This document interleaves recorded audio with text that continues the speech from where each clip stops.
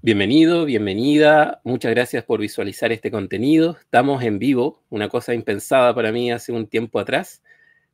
Bueno, especialmente en YouTube vamos a estar en vivo y también se puede revisar este material, obviamente, de manera asincrónica.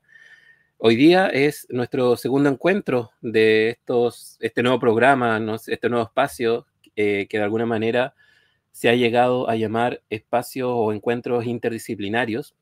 Uno de los objetivos de este espacio es aunar miradas, acercarse a un fenómeno también desde distintos profesionales, terapeutas, enfoque, para tener un acercamiento, una mirada precisamente más enriquecedora y que especialmente esto les sirva a las personas que lo pudiesen ver en este momento en vivo, que pueden hacer sus preguntas, o también eventualmente a quien lo pueda revisar grabado, ¿ya? Así que nuevamente bienvenidos, bienvenidas. Así les voy a leer a continuación la breve reseña de nuestra primera, entre comillas, expositora, que nos va a compartir un poquito acerca del trauma, que es el tema de hoy. ¿Qué es el trauma? ¿Cómo se origina y cómo sanarlo? Siguiendo un poquito la línea de la semana pasada, que también conversamos sobre trauma. Bueno, Loreto Escobar Pizarro es psicóloga, psicodramatista, tiene formación y experiencia escénica y en clínica corporal.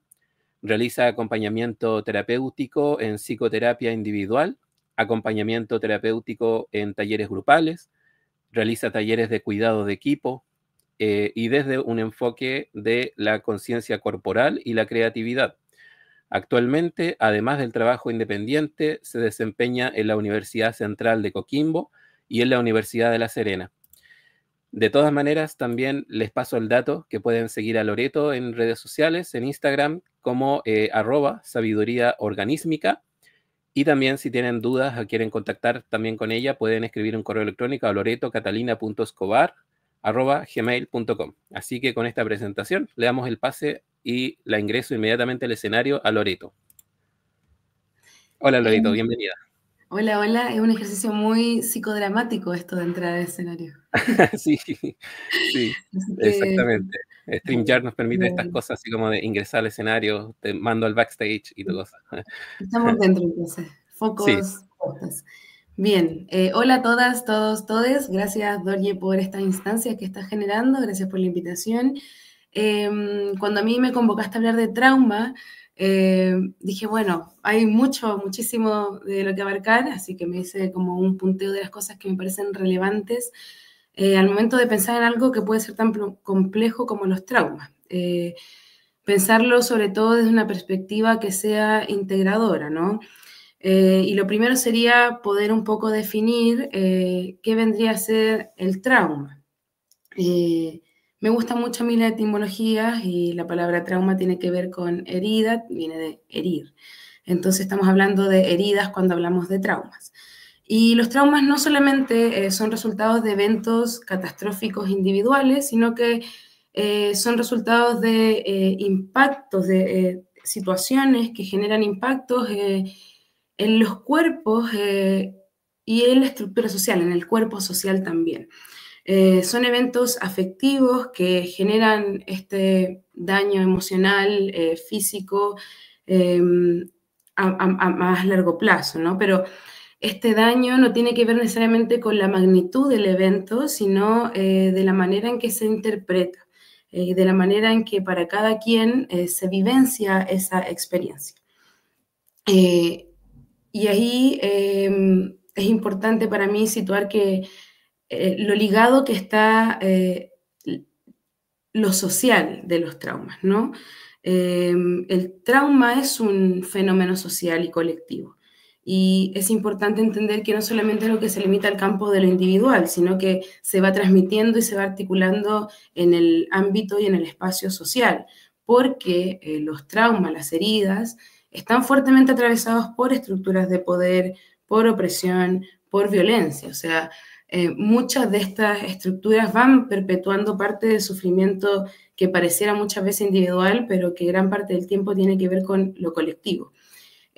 pensando, por ejemplo, en los tabús, ¿no? Que desempeñan un lugar importante en ir silenciando los dolores y entonces haciendo que esas heridas vayan agrandándose o vayan quedándose, no logrando costrar, ¿no?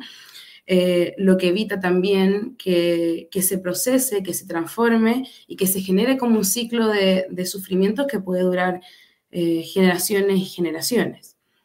Entonces, me parece importante también situar cómo el trauma se vincula con la estructura social, cómo el trauma puede y tiene mucho que ver con ser resultados de desigualdades estructurales. O sea, el trauma, los traumas, las heridas están vinculadas con inequidades, con situaciones como las pobrezas, como el racismo, como el sexismo, que van produciendo traumas que son colectivos, que muchas veces se llevan al espacio clínico, pero tienen que ver y responden a una estructura y a un orden social que es lo que hemos estado como determinando nosotros como seres humanos. Entonces, es importante entender que personas que están afectadas por ciertas desigualdades tienen cierto acceso a maneras de poder sanar, ¿no?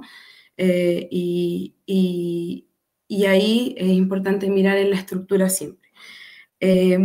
Pensar también cómo las políticas públicas, cómo las violencias estatales, cómo la exclusión social también pueden perpetuar parte del sufrimiento colectivo, porque son violencias que no solamente afectan al individuo solo, que pareciera un imposible, sino que es algo de un sufrimiento social transversal, que ella lo decía, se va transmitiendo de generación en generación y que muchas veces forma parte de una memoria que se va silenciando, como los tabús bien decía.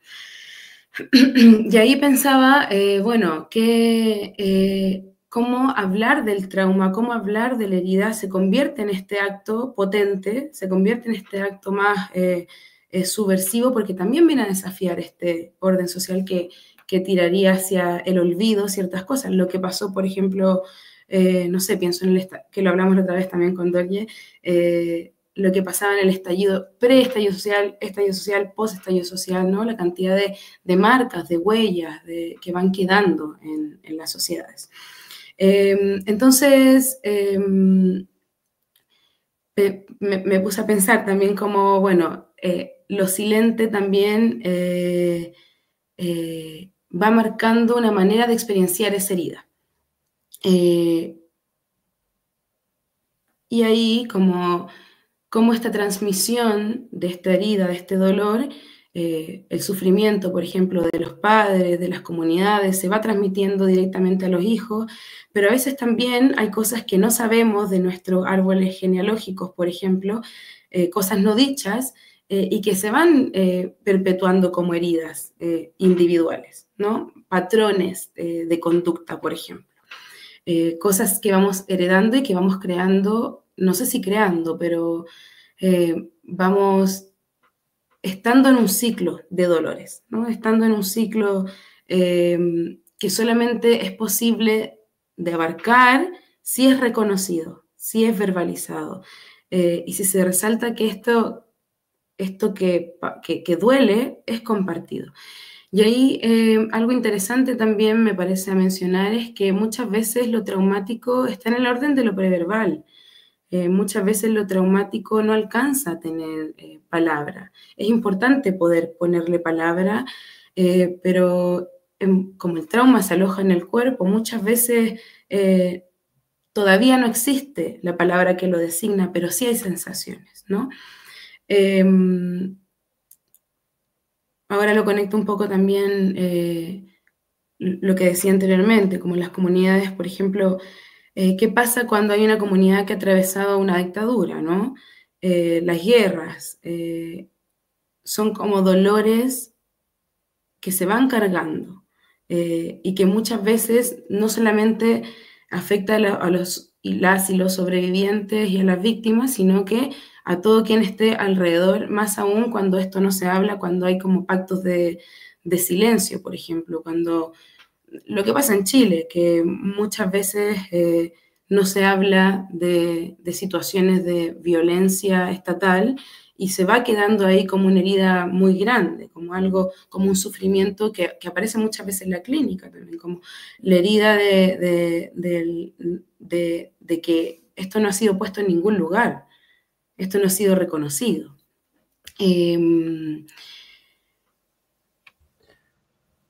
¿Me vas a decir algo? No, te quería agradecer, Loreto, por esa base que nos estás poniendo, esa definición inicial de trauma, ¿no es cierto?, como herida. Te agradezco también que puntualices también la importancia del ámbito social dentro del trauma, que quizás en psicología no es tan puntualizado, no se enfoca tanto de repente como en el trauma, quizás se enfoca más como en lo biológico o en lo psicológico individual. Pero tú apuntas también a esa otra dimensión. Me recuerda un poquito, también para la audiencia, que le hago recuerdo, la semana pasada también estuvimos conversando de trauma, quizás como ese modelo socio-psicobiológico del cual habla Sebastián León, donde incluye también lo social, lo político, nuestras heridas a partir también de la dictadura, que tú también lo nombraste, ¿no es cierto? Sí, eso, solamente quería puntualizar eso. Le cuento a la audiencia que hoy día vamos a hacer un formato más conversado, así que prontamente también voy a invitar al próximo contertulio del día de hoy, pero Loreto, continúa, querías comentar algo. No, a propósito de lo que dices tú, me hizo acordar a una frase de Galeano, que es algo así como, los científicos dicen que estamos hechos de átomos, pero a mí un pajarito me contó que estamos hechos de historias, ¿no? La posibilidad de ir incorporando todas esas cosas que nos constituyen como seres humanos, no solamente lo biológico, no solamente el átomo, sino que también la historia. Voy a continuar quizás con algo desde el psicodrama, desde lo corporal, así que después damos el pase a que entren al escenario y los compañeros también, ¿sí?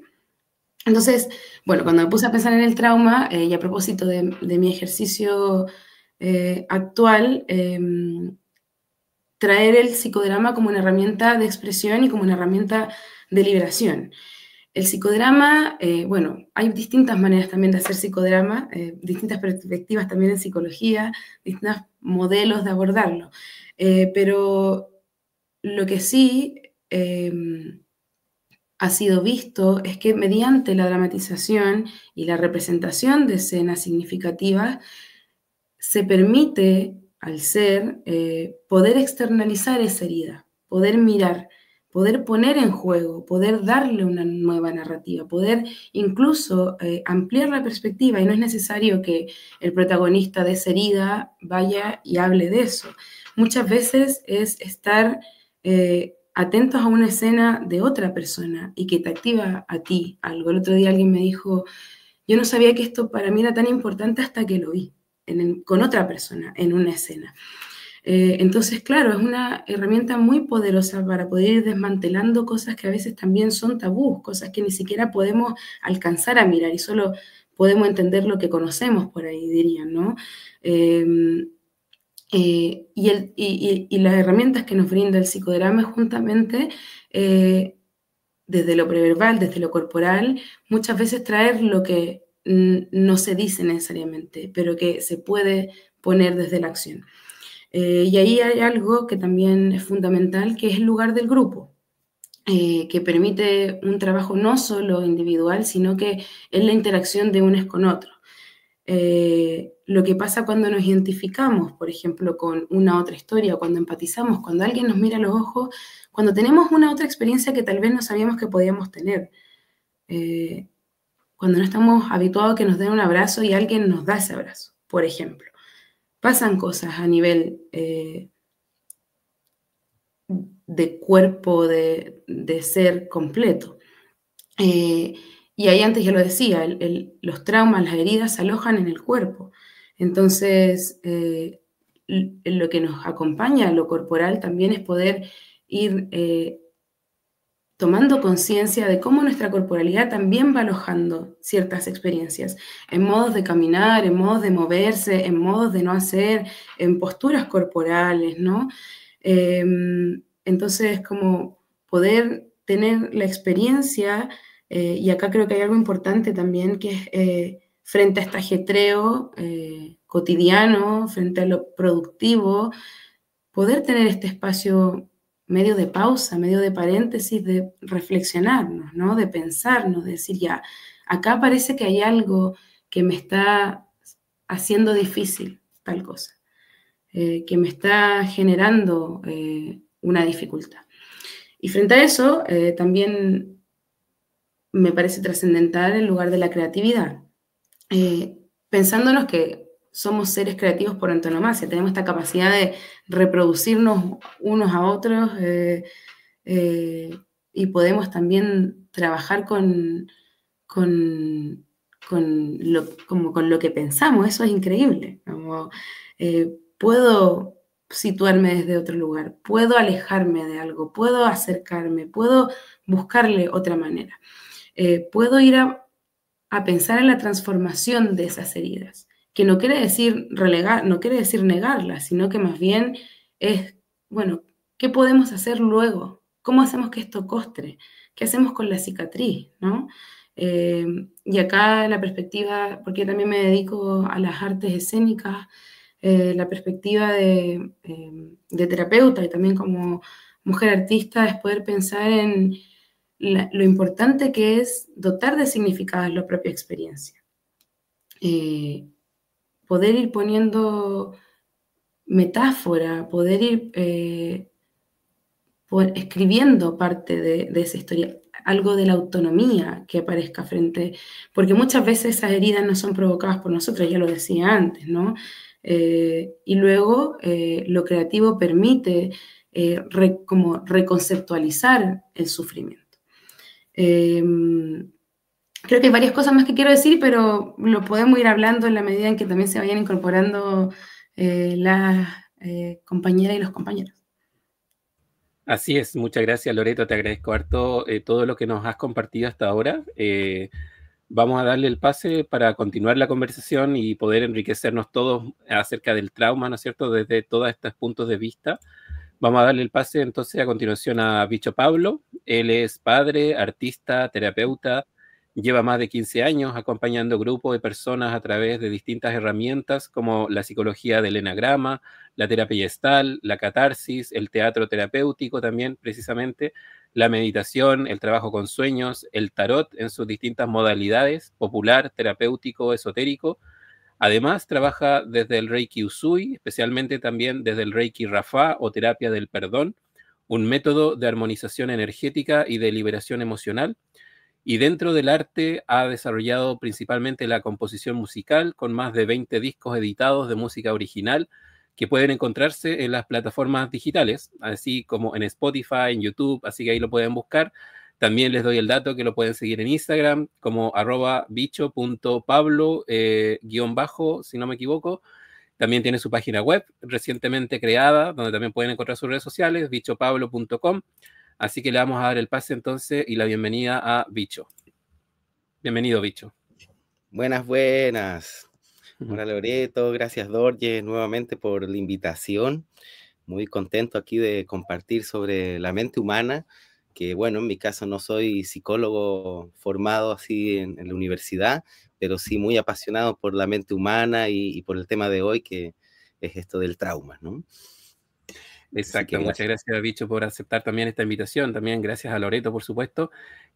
Bueno, la idea es que podamos ir precisamente conversando acerca de trauma. La idea es que esto le sirva a la gente, que lo pueda ver, que pudiese también estar pasando por una situación difícil o haber pasado. Entonces, ¿cómo podemos entender el trauma? ¿Cómo se origina el trauma y cómo sanarlo? Cuéntanos un poquito de tu experiencia desde tu mirada, Bicho. Bien, bueno, ahí como leías, comparto un montón de lo que dijo Loreto, todo en realidad. Entonces, de poder agregar, bueno, por supuesto que esto, la visión como trauma, se echa a andar con las escuelas de psicología, con Freud, se va depurando, ¿no es cierto?, hasta las escuelas ya más psicocorporales, que yo creo que son las que debiesen estar ahí en las academias psicológicas, ¿no? Para mí, al menos, ¿no? Todo el trabajo de Wilhelm Reich, la bioenergética, Alexander Lowen, debieran ser como el ABC de los psicólogos hoy en día. No es algo que yo maneje, pero creo que eso debiera ser como, es quizás lo más científico, por lo que entiendo, a lo que se ha llegado, ¿no? Dentro de psicología, ¿no? pero yo trabajo más desde la Gestalt, como también decía Loreto, más desde la visión, en mi caso, de Fritz Perls, de la Gestalt, pero que, bueno, toma mucho de Moreno, ¿no? Del psicodrama, también de Wilhelm Reich, de toda esta idea de las corazas musculares, ¿no? Cito a Wilhelm Reich porque siento que es una comprensión muy importante, ¿no? De que el trauma efectivamente queda atorado en los músculos, ¿no? Queda atorado en el cuerpo, ¿no? Como que él desarrolla esa parte y después, claro, lo podemos ver de muchas maneras. Hoy en día existe hasta danzaterapia o un montón de formas en donde esto se puede desobstruir, ¿no? Hay muchas formas de llegar, pero yo lo veo de la siguiente manera, veo como que lo veo, le pongo más el tinte esotérico también, al hecho de que somos muchos cuerpos, y de que, como yo lo entiendo desde el Reiki también, todo empieza en una parte más sutil, ¿no? Y que se va alojando, ¿no? A veces, claro, también por una impresión muy fuerte, ¿no? Es cierto, una impresión muy fuerte, ¡puf!, deja el trauma dentro, pero también está el rumiamiento persistente que va haciendo que se aloje una energía en el cuerpo físico y que pasa de lo sutil a lo denso, ¿no? Hasta enfermarnos. Entonces, entendiendo al ser humano como yo lo entiendo como un campo magnético, de un flujo de chi, flujo vital, de orgón, decía Reich, de chi, dicen en Oriente, este flujo que es, en el fondo, el tubo de chakras, ¿no? Que está conectado a las glándulas endocrinas, ¿no? No es tan, es energético, es esotérico, porque está ligado a la fisiología totalmente, ¿no? Entonces, cuando este tubo electromagnético de flujo de energético se traba, ¿no? Como decía Reich, por anillos, ¿no? Lo estudiaba él, que se va bloqueando el chi, o el orgón, nos empezamos a desarrollar, bueno, otras estrategias, ¿no? Dentro de la vida, ahí aparece la personalidad, desde la psicología del eneagrama, los tipos de ego, y que todas son de alguna manera obstrucciones del chi, podríamos pensar, ¿no? Es como que no pudimos sentir la totalidad del ser, de la vida, de la experiencia, no fuimos suficientes en un sentido de ser, y tuvimos que ser alguien, ¿no? Y caer en este yo exterior, en esta máscara, en este ego que todos tenemos y ocupamos para lidiar con la vida, como si tuviéramos que llegar a algún lado, cuando en realidad encajarnos en lo que somos traería ese flujo, ese balance adecuado, ¿no? Pero todos tenemos una idea de quiénes somos y de lo que se supone que tenemos que hacer, y estamos como disparados a algo que no es el presente. Entonces yo siento que hay una primera desalineación del ser humano es el no estar ahora, ¿no? Por eso todas las terapias que nos traen al aquí y ahora hacen revivir los traumas, ¿no? Hacen revivir las emociones, aparecen ahí todo lo pendiente cuando acorralamos al yo y le damos una dosis de presente, ¿no? Una intensificación del presente. Entonces, yo veo que se obstruye, ¿no? Sea por una impresión muy grande, eh, sea bueno, por temas sociales también, por supuesto, no se puede como ver esto separado, ¿no? De la cultura en la que estamos. Yo tengo un padre que fue torturado, preso político, ¿no? Simulacros de fusilamiento y todo eso, y yo veo cómo eso cala, ¿no? Y cala en él, y cala en mí, cala en toda la familia, ¿no? Cuando eso pasa. Em, y también veo que a la vez hay un punto en donde nosotros podemos destrabar desde adentro, ¿no? Toda esta ilusión, y que cuando vemos que hay distintos cuerpos, yo me gusta como verlo en un ámbito espiritual simbólico, en un ámbito psicológico y en un ámbito corporal. Como que creo que el trauma, volviendo a la idea del trauma, como que termina alojándose de estas tres maneras, ¿no? A grandes rasgos, es solo un lenguaje, pero quedan imágenes interiores ¿no? Es decir, mi padre por ejemplo, ¿no? Un ejemplo, me maltrataba, entonces me queda una imagen de que el hombre es maltratador, y eso queda a nivel subconsciente, simbólico, diría Jung, ¿no? Queda una imagen ¿no? Y tú puedes hacer ejercicios donde traes imágenes y aparece ese monstruo, ¿no? En el mundo masculino, por ejemplo, ¿no? Pero eso después traspasa a la psicología y a los mecanismos de defensa y cómo la persona se maneja en su vida, ¿no? No es que sea una o la otra primero, ¿ah? Y a la vez está presente en el cuerpo, ¿no? Entonces el trauma, ese símbolo inconsciente, me marca mi forma de ser, pero también me marca si soy más encorvado, si tengo una postura, una entonación de la voz, una molestia en el pecho, todo eso ya a nivel corporal, ¿no? Entonces yo creo que el trauma se produce, bueno, es también una gran discusión, entiendo, en la psicoterapia, definir cuándo, ¿no? Por ejemplo, el trauma define el carácter, ¿no?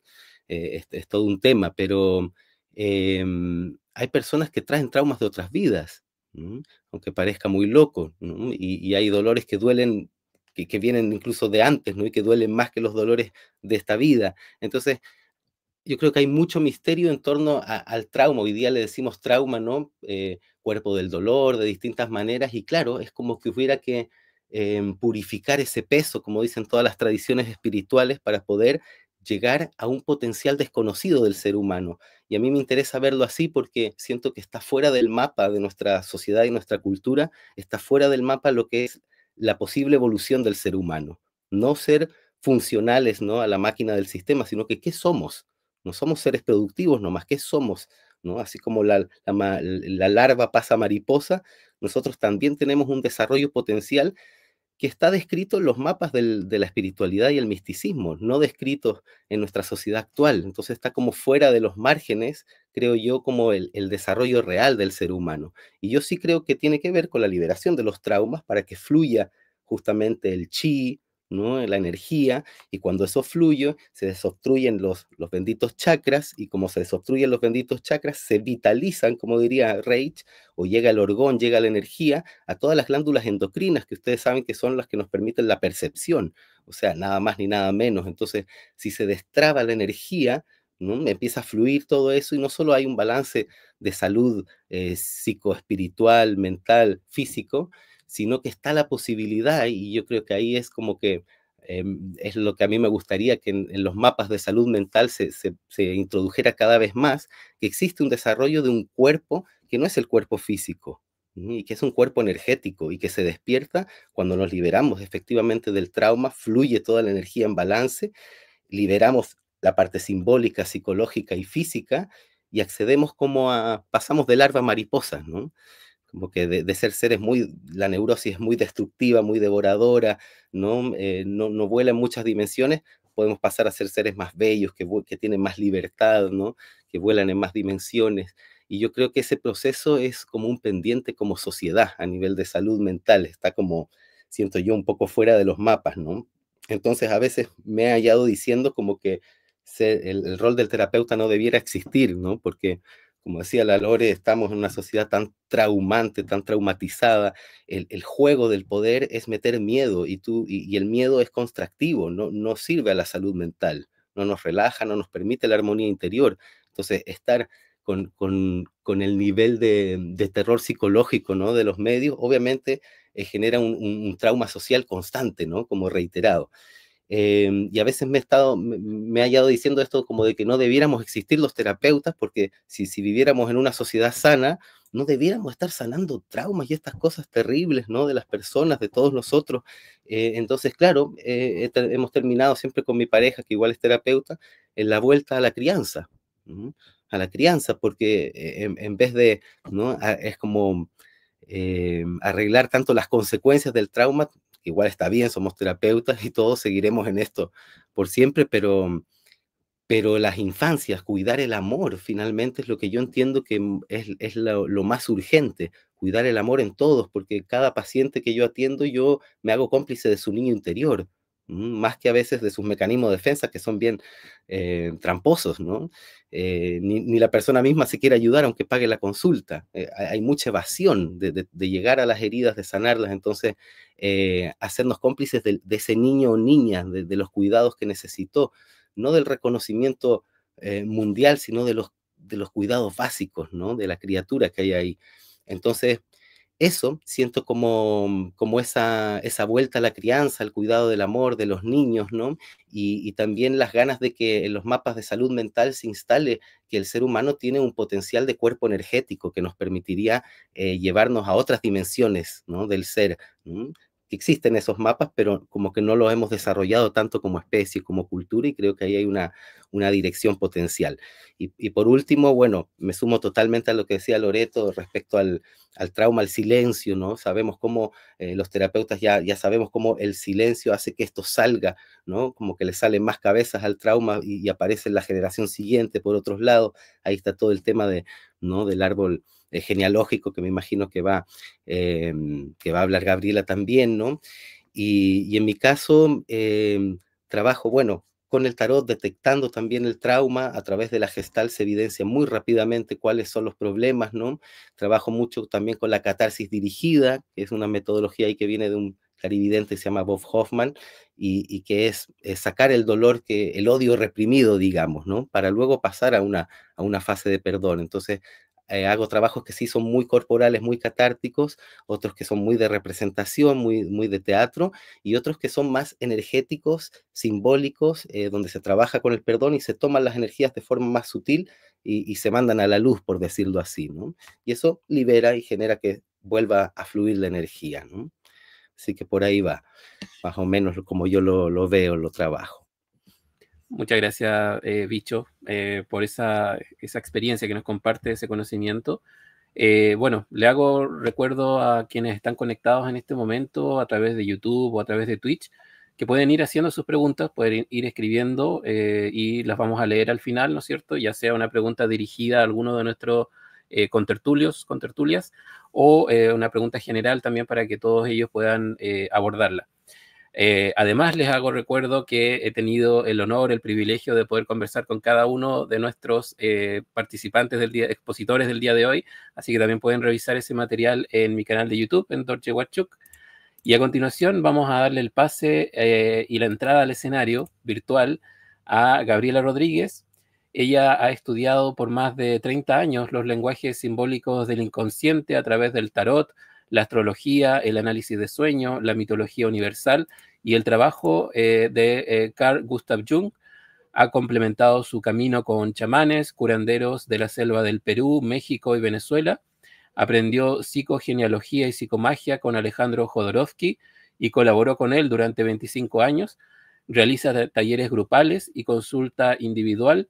Es autora del libro La memoria de la sangre y puedes seguirla obviamente también en redes sociales, en Instagram como @Gabriela Rodríguez Arte de Sanar, en Facebook Gabriela Rodríguez El Arte de Sanar, en YouTube con el mismo nombre, Gabriela Rodríguez El Arte de Sanar, y también tiene su sitio web www.artedesanar.cl, así que le damos la bienvenida y el pase a Gabriela. Muchas gracias, Gabriela, adelante. Muchas gracias, Dorje, por esta invitación. Me encanta que me hayas convocado. Hola, Loreto, hola, Pablo, y porque el tema me interesa muchísimo. Y me gustaría empezar, porque escuchándolos me acordé de un sueño que tuvo una alumna mía.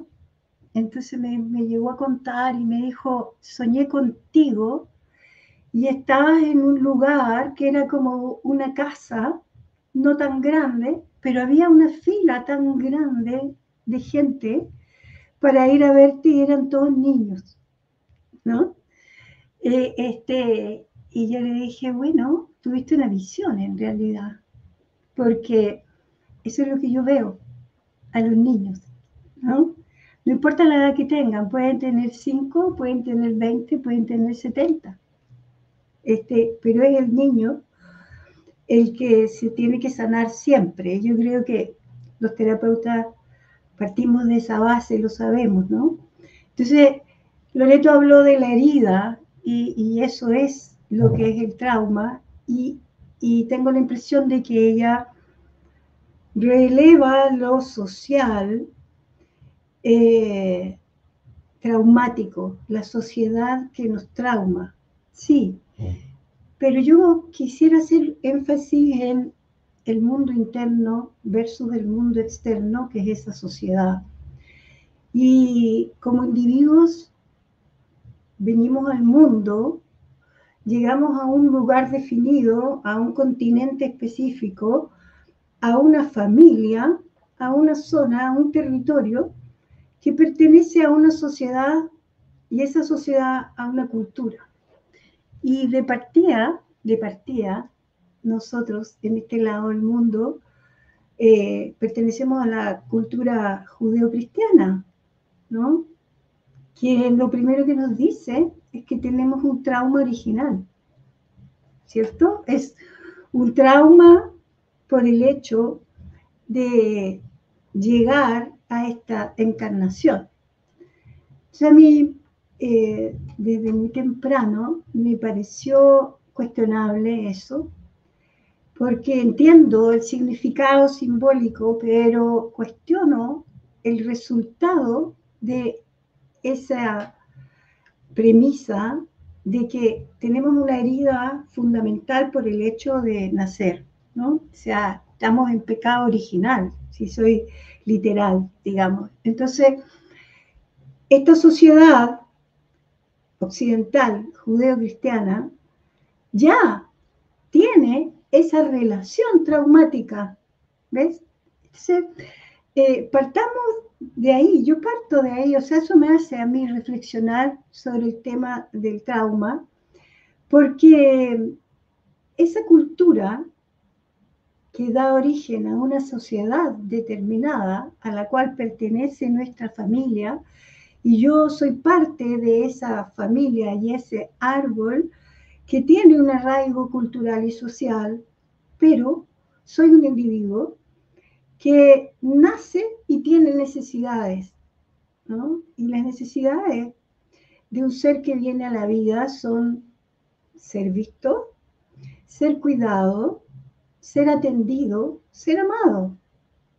Entonces, cuando no somos vistos, cuando no nos prestan atención y cuando no nos cuidan, ya empieza la historia del trauma.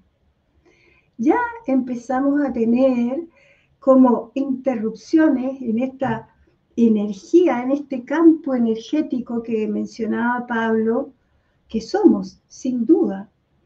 Pero yo de partida quiero decir que pienso que nosotros somos un espíritu que habita un cuerpo, y me parece que el cuerpo es de lo más importante que puede haber, porque en el cuerpo está la memoria, ¿no? O sea, el cuerpo registra claramente una historia personal, y esa historia es subjetiva y tiene relación con esa niña y ese niño que fue visto, fue cuidado o fue atendido o ninguna de esas cosas, ¿no? Fue un niño maltratado, fue un niño ignorado, fue un niño que vino a la vida como una carga, como no deseado, como puesto para hacerse cargo de su familia, de su árbol y de muchas otras obligaciones. Entonces ya entramos en la historia vital con una serie de convicciones sociales, culturales, socioculturales, que son muy cuestionables, desde la moral hasta la historia.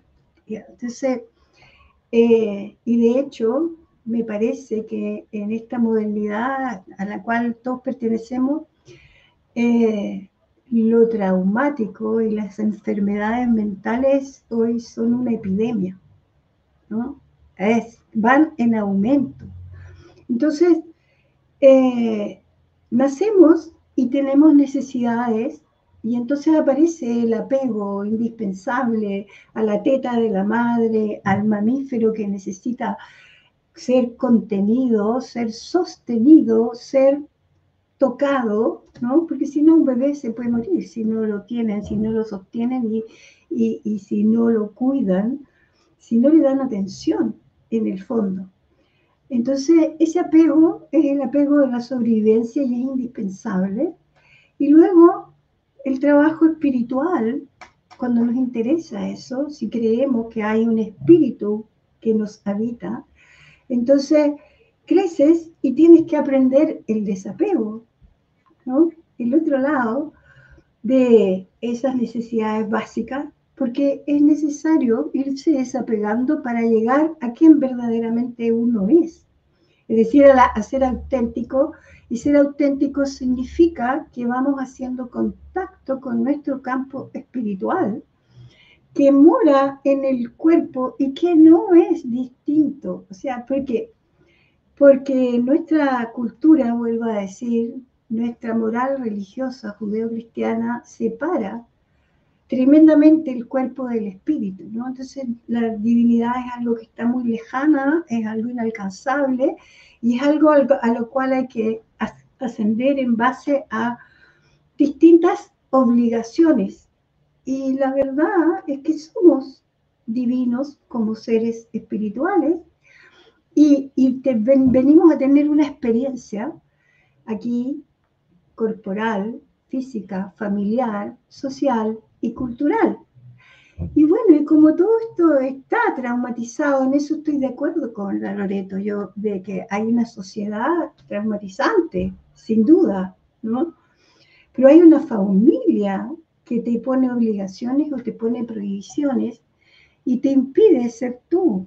Entonces, y te deja solo, porque es muy importante, somos seres gregarios relacionales, necesitamos las relaciones, necesitamos el contacto con otros, y somos un colectivo que se llama humanidad, ¿no?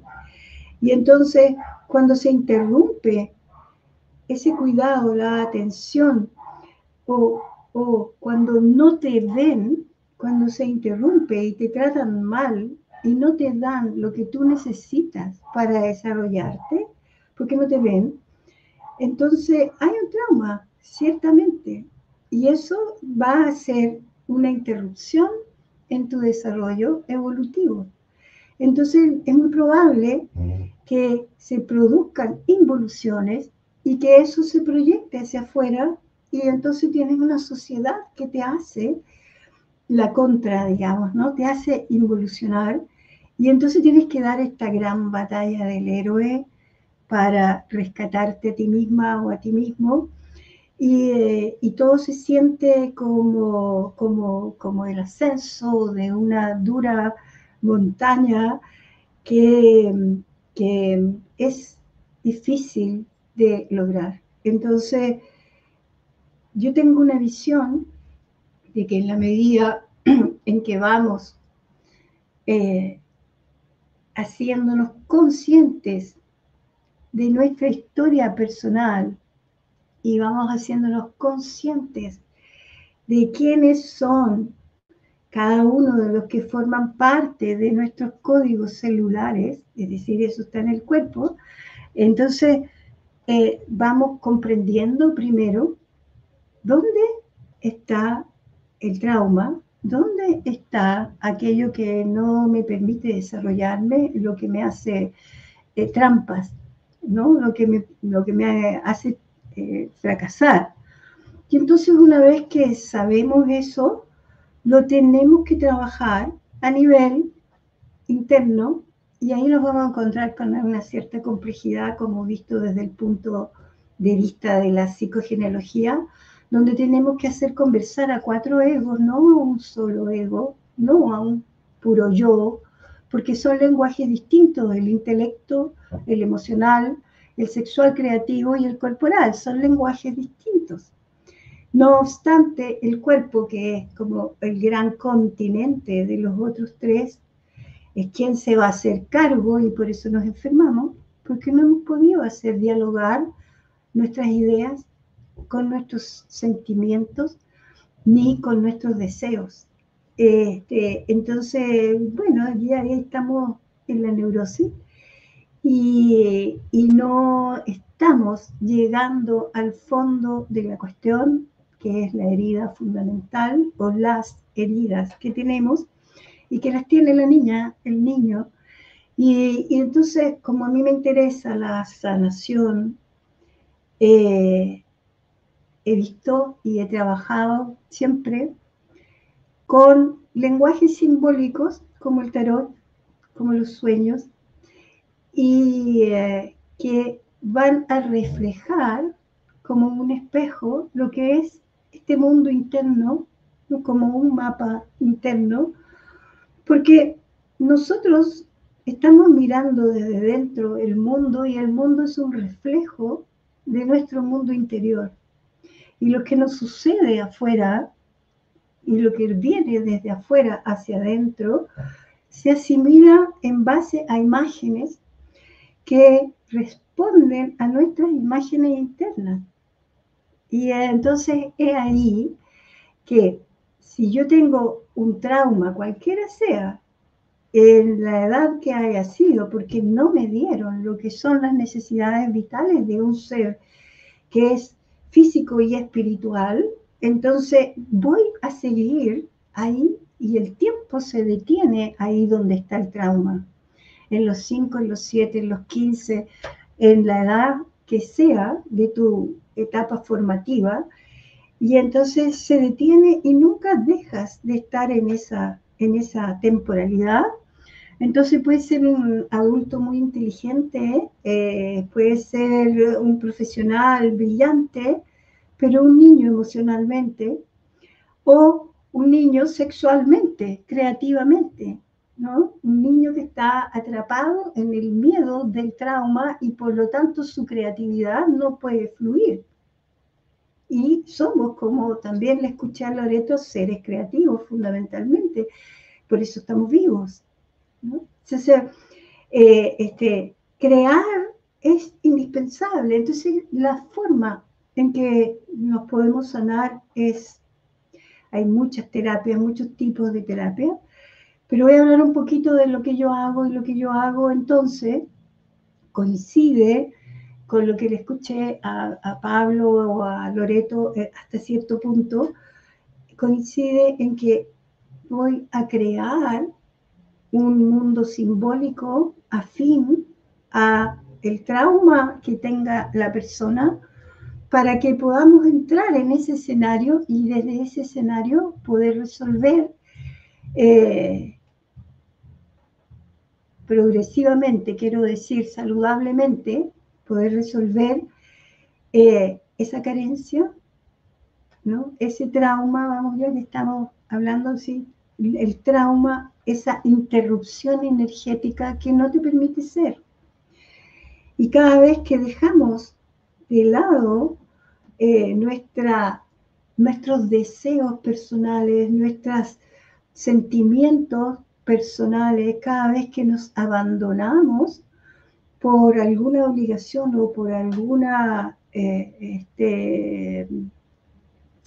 carga de nuestra familia, entonces vamos desatendiendo nuestra esencia y entonces estamos en riesgo de enfermarnos. Sí, es así como yo lo veo y así como lo trabajo. Entonces ahí hay que crear un acto simbólico, un acto metafórico, donde hay que pasar por estos 4 yoes, invariablemente. Una es que puedas entenderlo, lo vas a entender más bien por experiencia, porque tu cuerpo va a pasar por la temporalidad necesaria de aquel momento de tu trauma y luego lo vas a poder sacar afuera y vas a poder tener una experiencia metafórica que el cerebro acepta como realidad, una experiencia sanadora que te traslada inmediatamente, temporalmente, te saca de la trampa, te saca de ese trauma y renueva tu energía, que es algo como lo que describía Pablo de la circulación energética de los chakras, ¿no?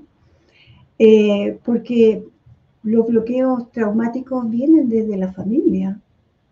Es que la familia tiene un montón de pifias y un montón de fallas y no hay escuelas de padres. Y es interesante también lo que dijo Pablo, de que estamos en la crianza con mi pareja y estamos preocupados de dar amor, ¿no? Y eso es un tema complejísimo porque tenemos también muchas distorsiones sobre lo que es el amor, ¿no? Entonces, aquí es indispensable que tenemos que tocar un tema que es la conciencia. ¿Y con qué conciencia y con qué ojos estás mirando a un ser traumatizado, a un ser que va a buscar cómo defenderse o cómo llenar sus necesidades? Y de repente eso significa que te vas a convertir en un rebelde sin causa, por ejemplo, o te vas a convertir, quizás te va a gustar una droga, o quizás vas a tener alguna adicción, etcétera, etcétera, etcétera, porque esa es una opción de búsqueda, ¿no? De una solución. Entonces, yo en todo el tiempo que he estado trabajando con el tarot, con la psicomagia, mi empeño es encontrar la solución. Y obviamente que cuando que alguien soluciona su colectivo particular, que es su familia, y por eso me gusta trabajar también en grupo, porque eso va a expandirse, somos energía en movimiento. Entonces se va a expandir y luego hay que hablar del misterio también, del misterio, de todos los misterios que están en el inconsciente y que es una información riquísima porque hay seres que nacen muy traumatizados porque es un árbol súper traumatizado. Por ejemplo, si tu papá fue torturado, Pablo, eso que es una consecuencia de un momento histórico, social, chileno, obviamente que te va a afectar a ti y quizás tú no lo has sentido, pero puede llegar a tu hijo, ¿no? Y a él manifestar los dolores de la tortura de una u otra forma. Entonces, es muy interesante cuando uno se mete como en el campo del misterio del inconsciente, ver cómo se disuelve el tiempo y luego cómo se manifiesta el tiempo en las distintas generaciones. Y no me quiero extender mucho más, pero voy a volver al sueño de mi alumna de que veía que había muchos niños esperando. Yo creo que somos una sociedad en general muy herida y porque tenemos esos niños heridos, ¿no? La herida de la infancia es la herida original y creo que culturalmente hay una herida original que es una mala interpretación moral religiosa. Y eso es importante. Muchas gracias, Gabriela, por todo lo que nos ha compartido en este ratito. Vamos a darle paso porque todavía nos falta un invitado que sumar a esta conversación y obviamente al final vamos a dejar siempre el espacio para compartir, para que también ustedes puedan intercambiar libremente, ya fuera de formato de tiempo, ¿no es cierto? Sus opiniones, sus experiencias entre ustedes. Le vuelvo a pedir a la audiencia que también tiene la libertad de escribir sus preguntas. No ha llegado ninguna pregunta hasta el momento, así que ahí lo pueden hacer. Y a continuación les voy a presentar, aunque ya lo conocen por la conversación que tuve con él en el canal de YouTube, a Sangye Tondup. Él es practicante Nakpa dentro del linaje Drikunkhayu del budismo tibetano. Ha sido coorganizador, coordinador, asistente y traductor en la visita de venerables lamas indo-tibetanos al sur de Chile. Ha recibido valiosas enseñanzas y empoderamientos, iniciaciones tántricas de reconocidos maestros. Ha recibido enseñanzas en Chile, en India, en Nepal. Precisamente en Nepal realizó un retiro parcial de 6 meses en el monasterio tántrico Rinchen Parlri de la ciudad de Katmandú. Es cofundador del Centro de Meditación Budista Sunyata. Es integrante de la Mesa de Diálogo Interreligioso de la Araucanía Mediar. Pueden seguir a Sangyes también en Instagram, @sangyas.tondup y también en @sunyata_Chile, o pueden escribirlo en correo electrónico a sangyas.tondup@gmail.com. De todas maneras, obviamente ahí voy a poner los datos en la wincha que va corriendo acá abajito. Así que le damos la bienvenida a Sangyas. Bienvenido, Sangyas, a esta conversación. Muchas gracias. Primero que todo, agradecer a las personas con quienes me toca compartir esta conversación tan grata de hoy. Aparte de ti, mi querido amigo Dorje Wanchuk, cierto, a los demás expositores, un gusto conocerles también y mil disculpas por haber llegado tarde. Esto de viajar de una ciudad a otra imprevistamente y de pronto nos sitúa en complejidades que no queríamos, pero bueno, aquí estoy. Siento mucho pudor y debo ser totalmente honesto con ustedes y tengo mucho pudor y esta vergüenza y voy a ser muy sincero y quizás este es un trauma para mí, pero ya veré cómo lo puedo resolver a partir del hecho de dos cosas. Primero, la presentación que hiciste de mí, cuando escucho esas presentaciones, me empieza a dar comezón en todo el cuerpo. empiezo a sentir así como para dónde arranco, porque no, una de las cosas que me aterra es escuchar hablar de mí o, o decir que hice tal o cual cosa. La verdad es que eso me hace mucho ruido, pero lo entiendo, me da pudor. Pero también me da mucho pudor el darme cuenta, y agradezco a cada uno de los expositores anteriores, las y los expositores anteriores, porque uno se va nutriendo desde esas sabidurías, desde los diferentes enfoques, desde el enriquecimiento que uno puede obtener por medio de experiencias, ¿cierto?, que ustedes han tenido y que gentil y amablemente las comparten ahora. Esto me recuerda, y por qué lo menciono en términos del pudor que me hace sentir, porque veo la preparación y los currículum que ustedes tienen y veo la experiencia que tengo yo y se asemeja mucho a una vivencia que tuve cuando el año 2015 o 2016, acompañando a un venerable lama que venía desde Ladakh, la región del Himalaya en India. Lo acompañé durante 3 meses como asistente y traductor de él. Y en esa ocasión, en ese día en particular, fuimos a un colegio en Temuco. Él fue, yo iba acompañando como traductor. Y él dio una charla entonces a chicos que iban desde séptimo, octavo básico hasta cuarto medio. Y al final estos chicos le aplauden la charla, le agradecen y le dicen, literalmente, le dicen, agradecemos tanto la sabiduría que usted ha venido a compartir con nosotros. Y venerable Khenpo Dondup le responde, no, no, ustedes creo que cometen un grave error, yo no tengo ninguna sabiduría. De hecho, pensemos un poco, dice él. ¿Cuántos ramos estudian ustedes en el colegio por semana? Más o menos hablaban de 10 ramos, ¿no? Castellano, matemáticas, qué sé yo, todas las ramas que uno ve durante el colegio. Entonces, Khenpo Dondup les dice, piensen algo, ustedes estudian 10, 12 ramos en una semana y durante un año aprenden de biología, de matemática, de castellano y pa. En cambio, yo lo único que sé es estudiar Dharma. Yo tengo un solo ramo, ustedes tienen 12 ramos, entonces ustedes son más sabios que yo. Esa humildad y esa forma, en el fondo, me lo planteo con respecto a la experiencia de estar, y por eso agradezco una vez más estar frente a ustedes. Y Dorje, querido, gracias por esta oportunidad de poder conocer a quienes han hablado y poder compartir un poquito de mi pequeña experiencia. Yo quiero, vamos a seguir colocándonos colorados si es necesario, pero quiero hablar desde la posición del traumado, y lo digo muy respetuosamente. ¿Qué nos lleva de pronto a tomar decisiones respecto de seguir un camino espiritual?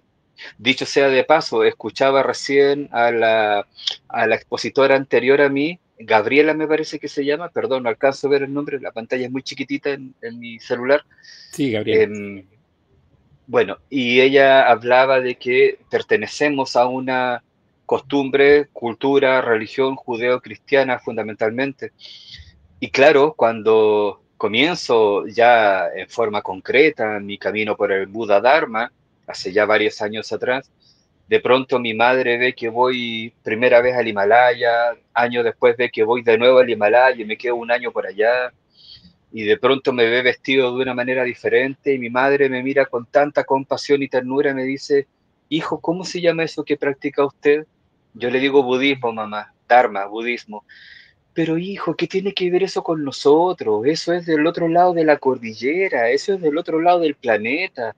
Nosotros acá culturalmente somos católicos, qué sé yo, cristianos.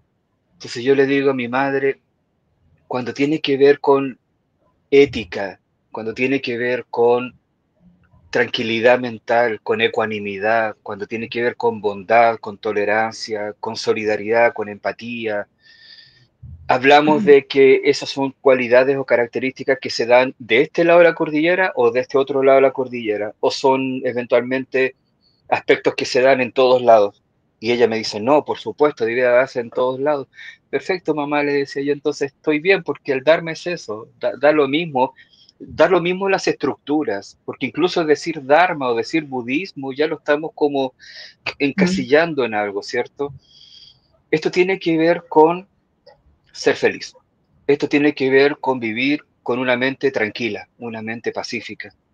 Y quizá hay un poco en lo muy personal, y aprovecho también de pedir de antemano 1000 disculpas a los expositores que acompañan, porque si de pronto digo algo que a ustedes no les parece o se puedan sentir tocados, no es mi intención. Lo que voy a hablar es simplemente desde la visión del budismo, pero soy sumamente respetuoso, aprecio y valoro inmensamente sus conocimientos, sus opiniones, como ya lo había manifestado, y créanme que no voy en contra de ellas para nada, pero lo que comparto es desde la perspectiva budista, ¿no? Que es lo que me compete. Entonces, yo decía, bueno, ¿por qué hablar desde la visión del traumado? Pero no me gusta esa palabra, más bien diría hablar desde las experiencias sensoriales, si se quiere, y desde las experiencias aflictivas. Porque en lo personal, sentir que hablar de trauma o de traumados es violento. Y de pronto el lenguaje, claro, tiene esa particularidad de hacernos experimentar cosas fuertes que quizá por el mismo concepto que se utilice termine siendo con justicia, digamos, muy acertado en función de la experiencia que se tiene, pero no sé, tal vez, no sé si logre suavizar, no creo, pero usar, por ejemplo, ya las emociones que no tenemos controles sobre ellas o las emociones que nos afligen, entonces quizá nos coloca en una posición de poder decir, ah, bueno, sí, son emociones que me afligen, pero lo hace más cercano en términos de poder solucionar, ¿cierto? Esas temáticas pendientes, si se quiere. Pero hablar de trauma, para mí es complejo. ¿Y por qué les digo que lo hablo desde la visión del traumado? Porque todos, creo, todos, no es algo privativo de mí. Donde hay un ser humano hay complejidades, hay emociones aflictivas. Y claramente va a ir en concordancia a la capacidad que cada uno tiene de procesar esos eventos, esas experiencias, procesarlas en términos de observar cómo es esa experiencia, de analizarla adecuadamente, de investigarla si se quiere, pero claro, son herramientas que no nos son enseñadas y no es culpa de nuestros padres, esto es algo que siempre ha sido, ¿no? Uno termina formándose desde lo que cree que debe ser, interpretando lo que escucha en la calle, en un medio de comunicación, interpretando lo que escuchaste en la familia, recibiendo la información de tus profesores o de tus padres, en fin, pero no nos enseñan necesariamente a pensar, no nos enseñan necesariamente a administrar nuestras emociones y nos enseñan a que esto es esto y se responde de esta manera, esto debe considerarse de esta otra forma porque si no sería esto otro, y tantas otras cosas simplemente se nos deja a la deriva, donde uno se tiene que ir construyendo a sí mismo. Y en eso es en el fondo darse cuenta en el tiempo de que uno termina percibiendo una realidad, pero lo que no se da cuenta es que hace una interpretación de esa realidad. Pero la interpretación es en base a las formas que estoy acostumbrado a pensar, a los mecanismos que he construido en mí mismo, a las interpretaciones basadas en no sé, en mis conceptos, en mis ideas, en las influencias que he recibido, pero sin un sustento denominado, ni siquiera decir sabiduría, sino que una orientación que hubiese sido adecuada, ¿cierto? Entonces, en el caso particular de quien les habla, de pronto, ante la carencia de saber, de conocer estos mecanismos que no se nos son enseñados necesariamente y quizá mayoritariamente no tenemos acceso a esta información, me refiero desde niños, entonces uno termina simplemente autodestruyéndose. Y de pronto incluso uno cree ser compasivo y uno aspira también a ser compasivo con uno mismo, pero no se termina de dar cuenta de que en realidad es una muy mal comprendida autocompasión y más bien es una autodestrucción. Perdón nuevamente la autorreferencia, pero cuando pasas por diferentes instancias, y ya había dicho, todos pasamos por experiencias que podríamos decir traumáticas, pero todos pasamos por experiencias que, dependiendo de la capacidad que tengamos de absorberlas con las herramientas necesarias o no, se va a generar en nosotros, ¿cierto?, una sensación de algún shock emocional o algún recuerdo triste o nefasto, en fin. Pero si hago lectura de mis propios procesos y tomo como referencia los eventos tristes que me tocó vivir, derivando, no sé, por ahí por el año 2006, a estar internado un mes en una clínica de reposo. A mí me gusta ser más directo, decir clínica psiquiátrica. Y después de haber salido de una clínica psiquiátrica en Santiago por un estrés laboral, aparentemente, por un estrés emocional, vas por una terapia de sueño de un fin de semana, te terminas quedando un mes entero tomando alrededor de 20 pastillas al día, Ciprexa, amitriptilina, quetiapina, rabotril, clonazepam y una larga lista. Los chubis que nos daban, ¿cierto? Todos los días, decíamos chubis nosotros. Pero terminas saliendo de esa clínica y tienes amigos, tienes amigas. Y uno de esos amigos en una oportunidad, él era dueño en ese momento de una librería en Viña del Mar, en esos años vivía yo en Viña, y pasaba a mi salida de Valparaíso, del lugar donde yo trabajaba, pasaba a ver a Iván a su librería, y en una de esas tardes me ve llegar muy drogado. Drogado, digo yo, por efecto de las pastillas, con una lengua traposa, hablando lento, y lo saludo con un lenguaje muy raro, así como buenas tardes, Iván, como casi me costaba hilvanar una palabra o un tono adecuado. Bueno, Iván en ese momento, después de escucharme un rato, me dice, ¿quién es usted? Yo a usted no lo conozco. Y finalmente explota él y toma un libro, que me acuerdo sacar de la estantería, y me dice, ve la pura carátula. Y decía, de la medicación a la meditación. Me acuerdo que era un libro de Osho. Y me dice él, tú sabes de meditación, tú sabes de Reiki, tú sabes de budismo, pero ¿por qué no te haces cargo y entiendes de una vez que todos los problemas que has tenido y las trancas que se han generado en ti se originaron en tu mente? No se originaron en las experiencias que tuviste. La experiencia es una cosa. Cómo tu mente construye a partir de la experiencia, cómo tu mente se vincula con la experiencia y cómo tu mente crea inconscientemente, ¿no? Esa instancia que te trae sufrimiento, eso es un constructo de tu mente, que sí, es concordante, digamos, al evento que estás viviendo, pero son dos cosas separadas. Entonces, tú eres dueño de tu mente, tú tienes que solucionar el problema en tu mente. Bueno, esa conversación me llevó a llegar a la casa, a preguntarle a mi esposa en ese tiempo dónde estaban estas pastillas, ¿cierto? Las tomo todas, las tiro al... Y esto no es ejemplo para nadie, perdón, ¿sabe? Fue una estupidez lo que hice y lo tengo asumido, pero interrumpí un proceso de 1 año y medio, 2 años de pastillas y las tiré todas por el water, por el baño, y dejé de tomarlas. Y anduve 3 semanas con tiritones, con no sé, temblores, con náuseas, porque claro, había una dependencia. Es lo más horrible que pude haber hecho y lo más estúpido, ya lo hice. Y ya lo dije, pero bueno, fue parte de mi irresponsabilidad, no debiera haberlo hecho así, pero en el fondo, ¿a qué me llevó eso? A darme cuenta de que en realidad el tema era entre yo y mi mente. Y hace no muchos años atrás tuve la oportunidad de estar con mis padres, mi madre y mi padre, y tomando un desayuno y les digo a ellos, perdón, perdón porque ustedes lo hayan sabido o no, yo les responsabilicé a ustedes de muchas de las experiencias emocionales, tristes que me tocó vivir. Yo los hice responsables de que esto sucediera, que porque tú hiciste esto o hiciste lo otro, de porque tú me trataste o no me trataste, de porque tú me hiciste vivir tal o cual experiencia. Perdón por toda la carga que yo les coloqué sobre sus hombros, les dije, porque quizá tarde, ojalá no tanto, entendí que en realidad yo no tenía el derecho de cuestionar las experiencias que estaba teniendo, porque cada quien hace de acuerdo a lo que cree que hace correctamente, con la información que tiene, con la educación que ha recibido, con los medios con los que cuenta en ese momento, pero cree estar haciendo lo mejor. El problema es que creer no es entender, como decía Francisco Varela. Si yo entendiera, entonces sabría con exactitud cómo actuar, pero no entiendo, entonces creo que las cosas debieran hacerse de una forma, y en ese creer nos caemos. Pero yo lo que le digo a mis padres en ese momento es, ustedes nunca fueron responsables de nada. Ustedes no construyeron mi sufrimiento. Ustedes no construyeron mis trancas, que eran varias, créanme. Eso lo construí yo. Pero recién a mis 38 años empecé a darme cuenta, porque empecé a observar mi mente, empecé a observar mis emociones, empecé a hacerme cargo de mi propia mente y no hacer responsables a otros que por lo demás, ¿cómo iban a hacerse cargo de mi mente? Más allá de querer orientarme o ayudarme, no tenían cómo, ¿cierto?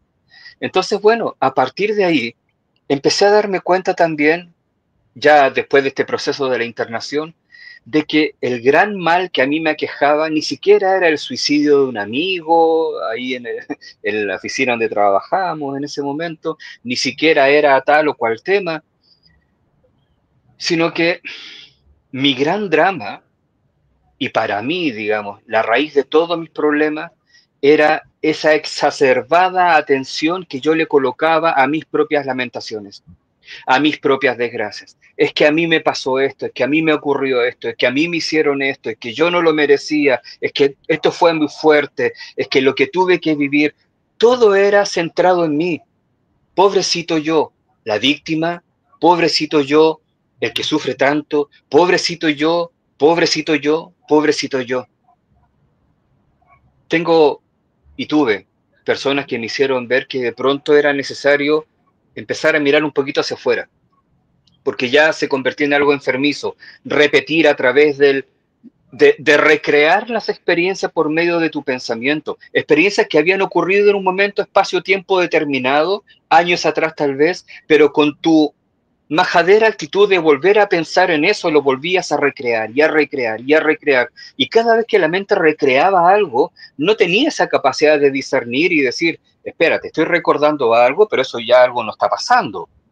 La mente cada vez que lo recreaba, lo volvía a experimentar como algo presente, como algo del instante, por lo tanto terminaba somatizando de igual manera respecto del evento que había ocurrido 5, 10, 20 años antes.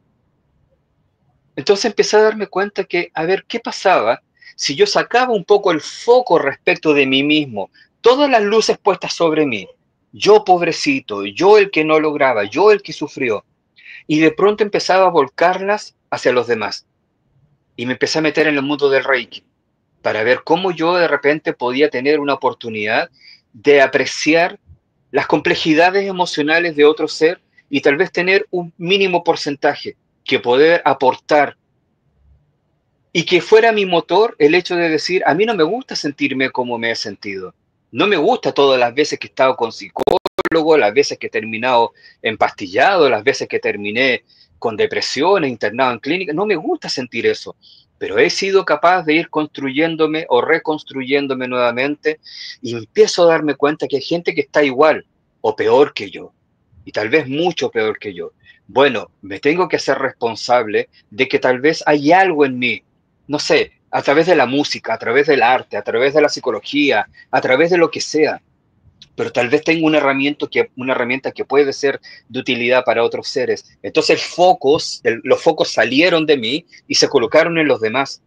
Y a partir de empezar a darme cuenta que uno podía contribuir a dibujar la sonrisa en el rostro de alguien, o al menos regalarle un instante de calma y una oportunidad de ejercer discernimiento, análisis, reflexión, para que se empezara a dar la propia oportunidad de sanarse a sí mismo, a partir de ese instante yo empecé a sanar.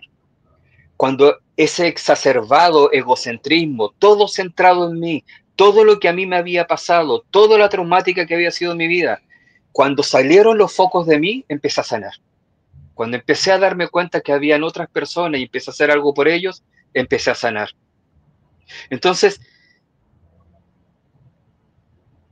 no sé, ese poderoso yo es tan negativo, de repente es tan nocivo, pero ¿cómo podemos irnos dando cuenta de eso cuando en realidad es como el pez, ¿cierto?, que está metido en el agua, como que ilusoriamente le dijéramos al pez, oye, ¿te gusta estar en el agua? Y el pez no va a tener idea de lo que es agua, porque conoce solamente esa forma de existencia. Entonces, si alguien que está con complejidades emocionales y demás, tú le dices que puede vivir una experiencia distinta, una vida diferente, quizá no lo va a entender, quizá no lo va a ver.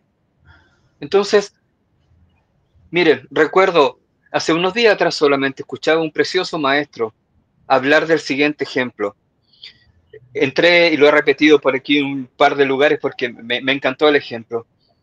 Entré a mi cocina en mi casa y mi querido amigo Dorje va a venir a visitarme en un rato más, y yo sé que mi amigo Dorje le tiene pánico a las arañas y a las serpientes. Y entro a mi cocina y me doy cuenta de que había un cordel que había estado utilizando, estaba en el suelo, pero me olvidé recogerlo. Y ya está atardeciendo. Llega Dorje a mi casa, lo invito a pasar a la cocina porque voy a buscar algo, o él me sigue, y como está medio en penumbras, él ve una serpiente en el suelo. sin saber, yo sí sé que es una cuerda, pero ahí me acuerdo de que no la recogí y que Dorje le tiene terror a las serpientes.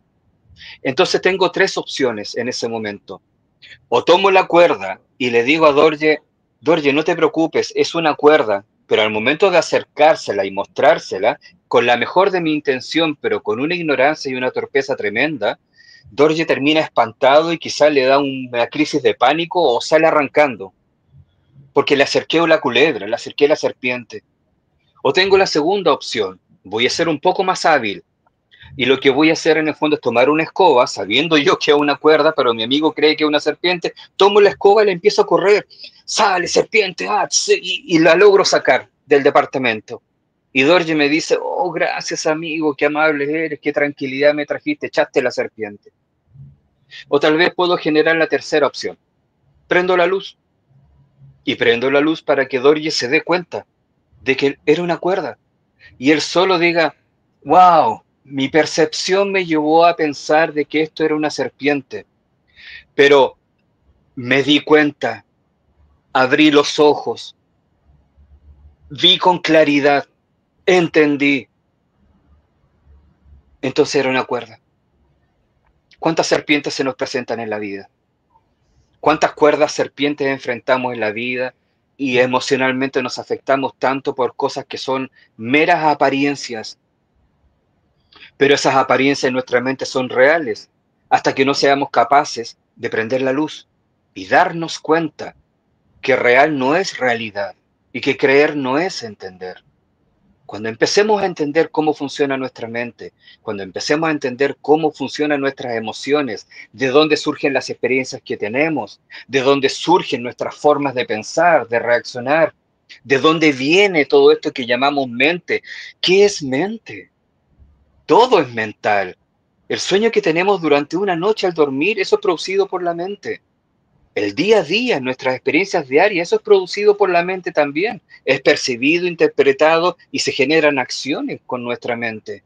Todo es mental, con base en un cuerpo físico, por supuesto, pero percepciones, sensaciones, formas de pensar, estructuras mentales, patrones conductuales, todo es mental. Y es curioso, porque la mente tiene tremendo poder sobre nosotros y sin embargo no somos capaces de encontrarla. ¿Qué forma tiene la mente? ¿Qué color tiene? ¿A qué huele la mente? ¿Dónde está ubicada? ¿Cómo algo que ni siquiera podemos identificar tiene tanto poder sobre nosotros? Es curioso. Entonces, bueno, empecé con los años a adentrarme un poco en esto que algunos llaman religión, o mucha gente llama religión, y que no tiene nada que ver con religión, que es el budismo, pero empecé a tomar conciencia de qué es mi mente, de cuántas serpientes fui viendo en el camino, y empecé a prender la luz de a poquitito.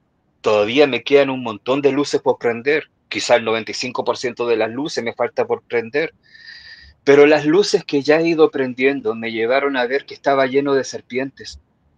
Cada cosa que me pasaba era una serpiente, sin darme cuenta que en realidad era una cuerda. Si me hubiese dado cuenta antes, todo hubiese sido mucho más simple. Hay diferentes técnicas, hay diferentes mecanismos y ya ustedes las expusieron parte de ellas y la semana pasada otras interesantes y valiosas personas compartieron también sus técnicas. Bravo por eso. Cada ser tendrá que buscar el cómo se sienta más representado, más seguro para practicar de esta u otra forma, pero lo importante es que finalmente termine encendiendo la luz. Yo tenía preparado un texto que quería compartir con ustedes, pero no sé, ni siquiera he visto la hora, creo que me pasé ya de los 20 minutos, te pido disculpas, Dorje, pero si algo de lo que he dicho hace sentido, maravilloso. Si no hace sentido, pido mil disculpas, pero más allá de lo que tenía preparado para hablar, finalmente sentí que al menos iba a tener un poco más de valor, o quizás sentido. Se hablaba de una propia experiencia y de cómo de pronto a través de darte cuenta que son las expectativas, que son esas expectativas, que es ese egocentrismo, que es tu ignorancia de no darte cuenta, tus apegos, tu ira, tus sentimientos que están a flor de piel para defenderte inmediatamente, para atacar inmediatamente, que es esa mente que no tienes ningún control prácticamente sobre ella, porque tú vas detrás de tu mente haciendo lo que la mente te ordena hacer, cuando la mente es algo que debe estar a tu servicio. La mente es algo que te debe ser de utilidad y no la mente hacer contigo lo que quiera hacer. Pero claro, ¿cómo logramos eso? Si ni siquiera logramos reconocer esos estados mentales, más allá de pronto estar puestos con la mente sobre uno mismo respecto de las propias tragedias. Termino simplemente diciendo que me hizo, y quizá de 4 días que su santidad el Dalai Lama dio el 2013, donde pude estar presente en Dharamsala, en India, quizá la única frase que me queda de esas enseñanzas de 4 días de su santidad es cuando dice: tomar el voto del Bodhisattva, que en el fondo es un voto que uno hace por compasión hacia los seres, es darte cuenta de que si es incluso necesario postergarte a ti mismo por beneficiar a los demás, entonces lo tienes que hacer. Y eso lo hago el link con otro gran Buda, Shantideva, que decía, no es literal, pero más o menos decía esto, y aquí ya concluyo: toda la felicidad que andas buscando la obtienes por medio de primero desearla para los demás. Todo el sufrimiento, todo tipo de sufrimiento del cual quieres huir, llega a ti por el hecho de haber deseado la felicidad solo para ti, o tal vez para ti en primer lugar y no haber considerado a los demás. Gracias por la paciencia de escucharme y disculpa, Dorje, por el tiempo que me he pasado. No te preocupes, Sanja. Muchas gracias por compartir también esas vivencias, experiencias personales y el aprendizaje que derivó de eso. Bueno, ya llevamos 1:21, según el marcador de StreamYard, de transmisión en vivo, así que bueno, lo prometido es deuda. No ha habido preguntas, no he leído ninguna pregunta del público, nadie ha comentado nada, pero quiero dejar este espacio precisamente para que ustedes puedan interactuar entre ustedes. Ya han compartido cada uno ha tenido su tiempo, digamos, de exponer, por así decirlo, bien como se decía colegialmente, ¿no es cierto?, una exposición de cada uno. Ahora pueden compartir, les dejo el espacio, pueden consultarse, preguntarse, no sé, lo que ustedes quieran. Bueno, me gustaría encontrar los puntos de sintonía en realidad, porque lo que dijo Sanja recién, de prender la luz, ¿no? Yo le llamo tomar conciencia, hacer conciencia. Y por cierto, uno no conoce la mente, porque la mente es como el disco duro, una parte de la mente, pero la mente es mucho más que eso, mucho más que lo que puedas llegar a entender. Comprender y llegar a salir de la mente, obviamente, tiene que ver con un estado meditativo que resuelve muchas cuestiones, ¿no? Un estado alterado de conciencia, podríamos decir también.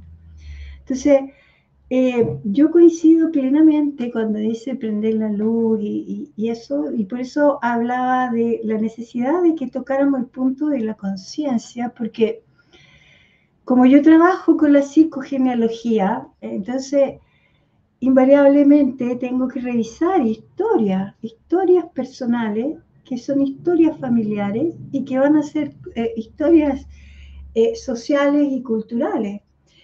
Y yo llegué a la conclusión, parecía lo que dijo Sañas, que no hay culpa, eso no existe. Hablar, y esa palabrita culpa ya me carga a mí, porque creo que es un veneno de una tradición muy mal transmitida a propósito de cómo se interpretan, ¿no?, las cosas. Entonces, no hay culpa en nuestros ancestros, hay falta de conciencia. Es falta de conciencia porque no hubo escuela de padres, porque nadie te enseña a amar, nadie te enseña a dar lo que tú tienes. Pero primero hay que conocer qué es lo que tienes para dar, ¿no? Entonces, y ese es el camino del aprendizaje que yo creo que tiene que ver por qué estamos vivos. ¿Para qué estoy utilizando este vehículo maravilloso que es mi cuerpo? Y eso que llamo realidad, por supuesto, que es una interpretación de las experiencias que yo tengo durante este breve paso por el tiempo terrenal. ¿no? Porque después voy a ir a otras dimensiones y de repente así desde aquí también voy a otras dimensiones. Pero volviendo al tema de la culpa, yo ya aprendí eso también. Uno no puede cargar a los demás con responsabilidades, porque cuando tomas conciencia y abres los ojitos y te das cuenta, dices, bueno, ahora a mí me tocó la posta, yo tengo esto en mis manos y tengo que resolver eso por mi bien y por los demás, porque voy a heredar precisamente un estado de conciencia. Eso es lo que voy a heredar cuando me vaya de aquí y durante el tiempo que estoy aquí también. Entonces, también coincido en que el mundo es una interpretación de la realidad, sin duda. Es una interpretación que cada uno de nosotros hace.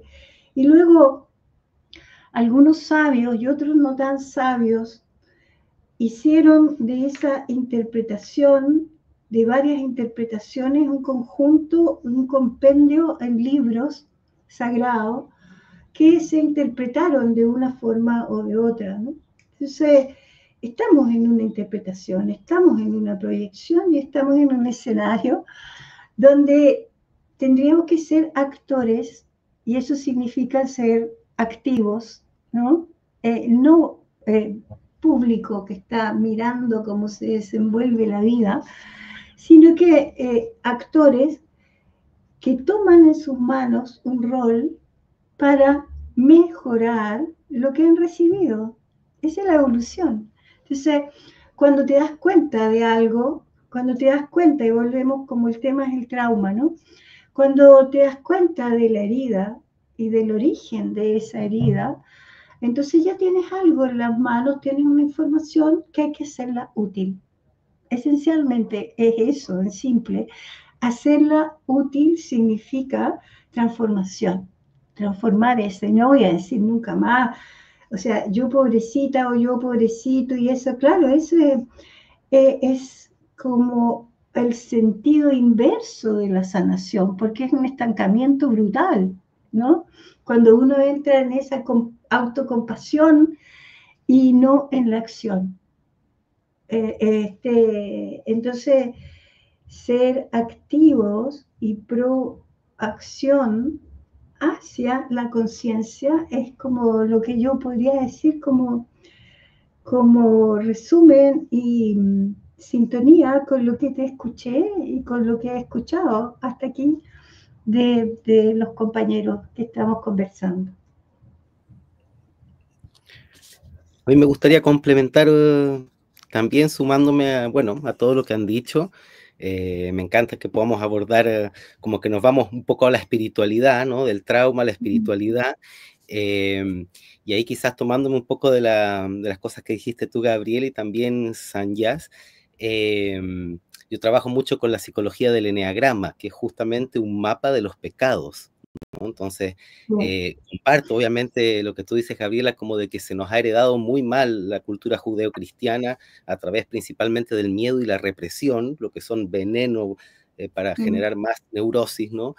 Y que claro, se perdió el hilo de qué era el pecado efectivamente, ¿no?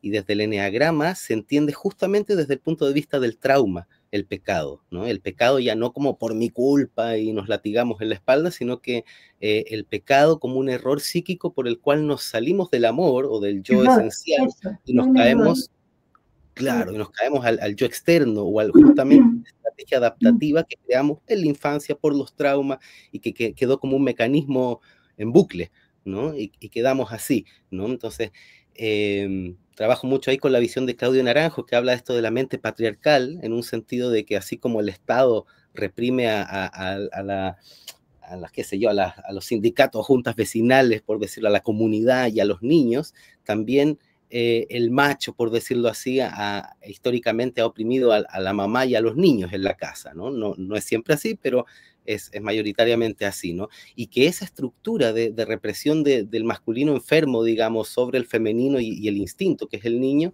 es un fractal de nuestra mente.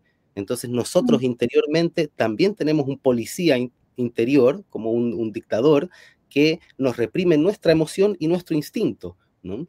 Entonces, y ese molde mental, digamos, de mente patriarcal, como describe Naranjo, calza muy bien con las estructuras generalmente de las religiones, ¿no? Entonces, eso es un punto. Por otro lado, siento como lo que decía Sanyas, como,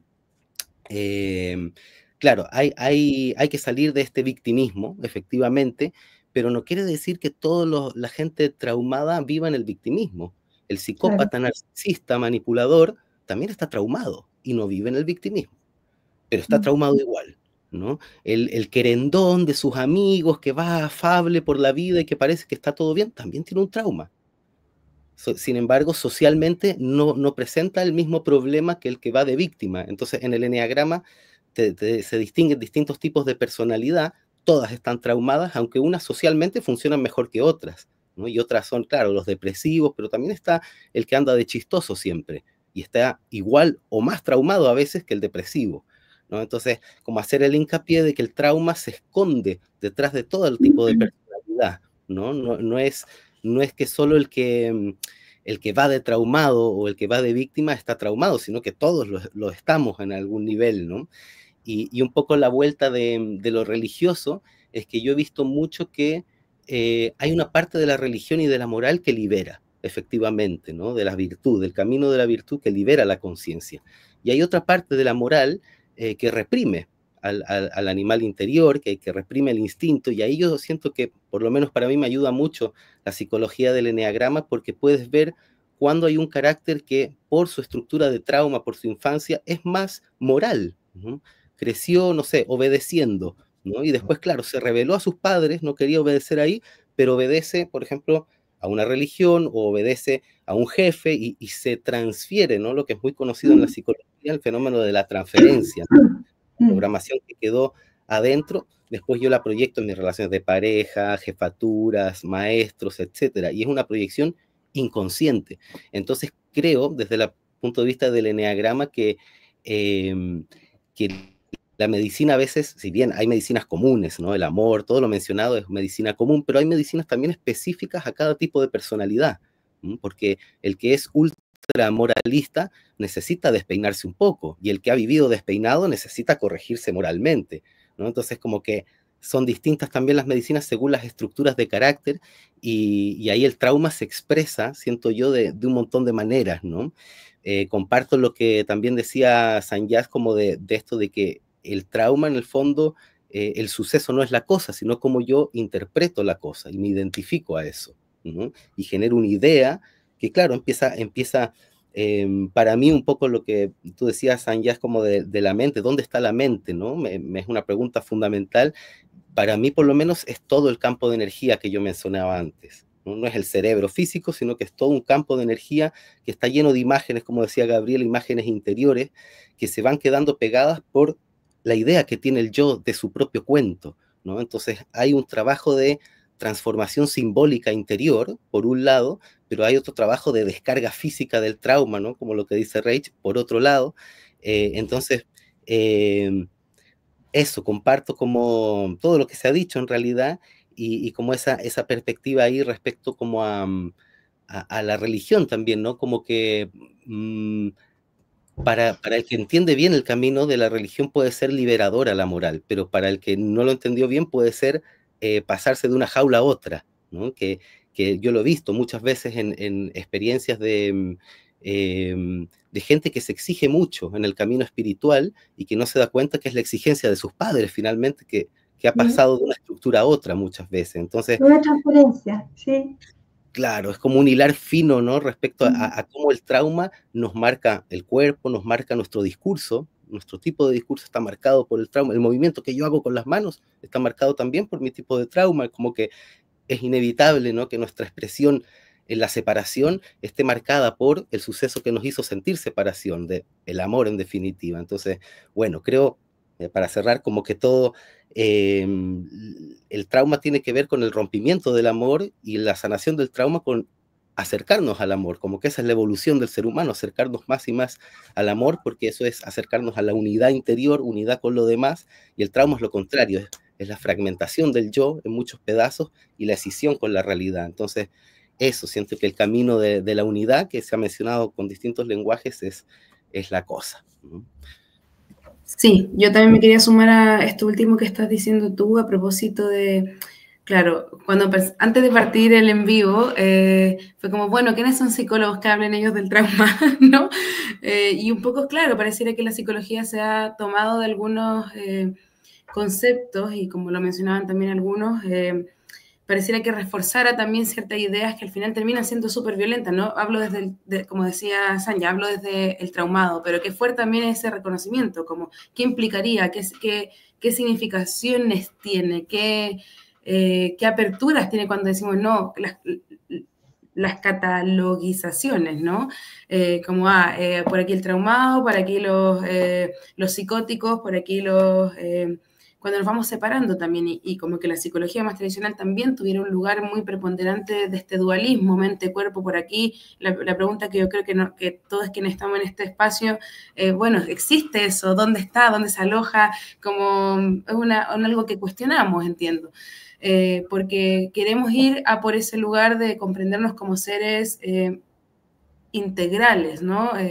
Desde el misterio, ¿para qué es que estamos aquí, no? Preguntas desde la existencia, ¿qué podemos hacer con eso también? Yo traía esto al principio de cómo como sociedad vamos también generando ciertos traumas, pero también pensando en la posibilidad de nos pensamos en la medida en que compartimos con otros. Y podemos hacer estas representaciones mentales en la medida en que tenemos experiencias con otros. Entonces, esa sociedad también puede tener otras maneras de vincularse. Y a eso es lo que me gustaría apelar, y por eso, y escuché también que Pablo y Gabriela trabajaban con lo grupal, y yo también, creo que estamos apuntando a eso también, a cómo a partir de trabajos individuales, pero a la vez colectivo, podemos ir transformando eso. O eso, quizás la esperanza, no sé, tal vez el mundo nunca ha sido muy distinto. Los traumas tal vez antes se trataban, o todavía pueblo original lo tratan con ceremonias, con rituales. Hoy pensar en esa posibilidad de ritualizar creo que es una buena manera de pensar en los traumas también, ¿no? Hablaba también Gabriela de la psicomagia, dotar de significados, esencialmente lo creativo, Pablo también lo mencionaba. Y retomo también la idea de Sanja sobre claro, no estar embebido en uno mismo, y que apela justamente a la posibilidad de mirarnos unas y unos con otros.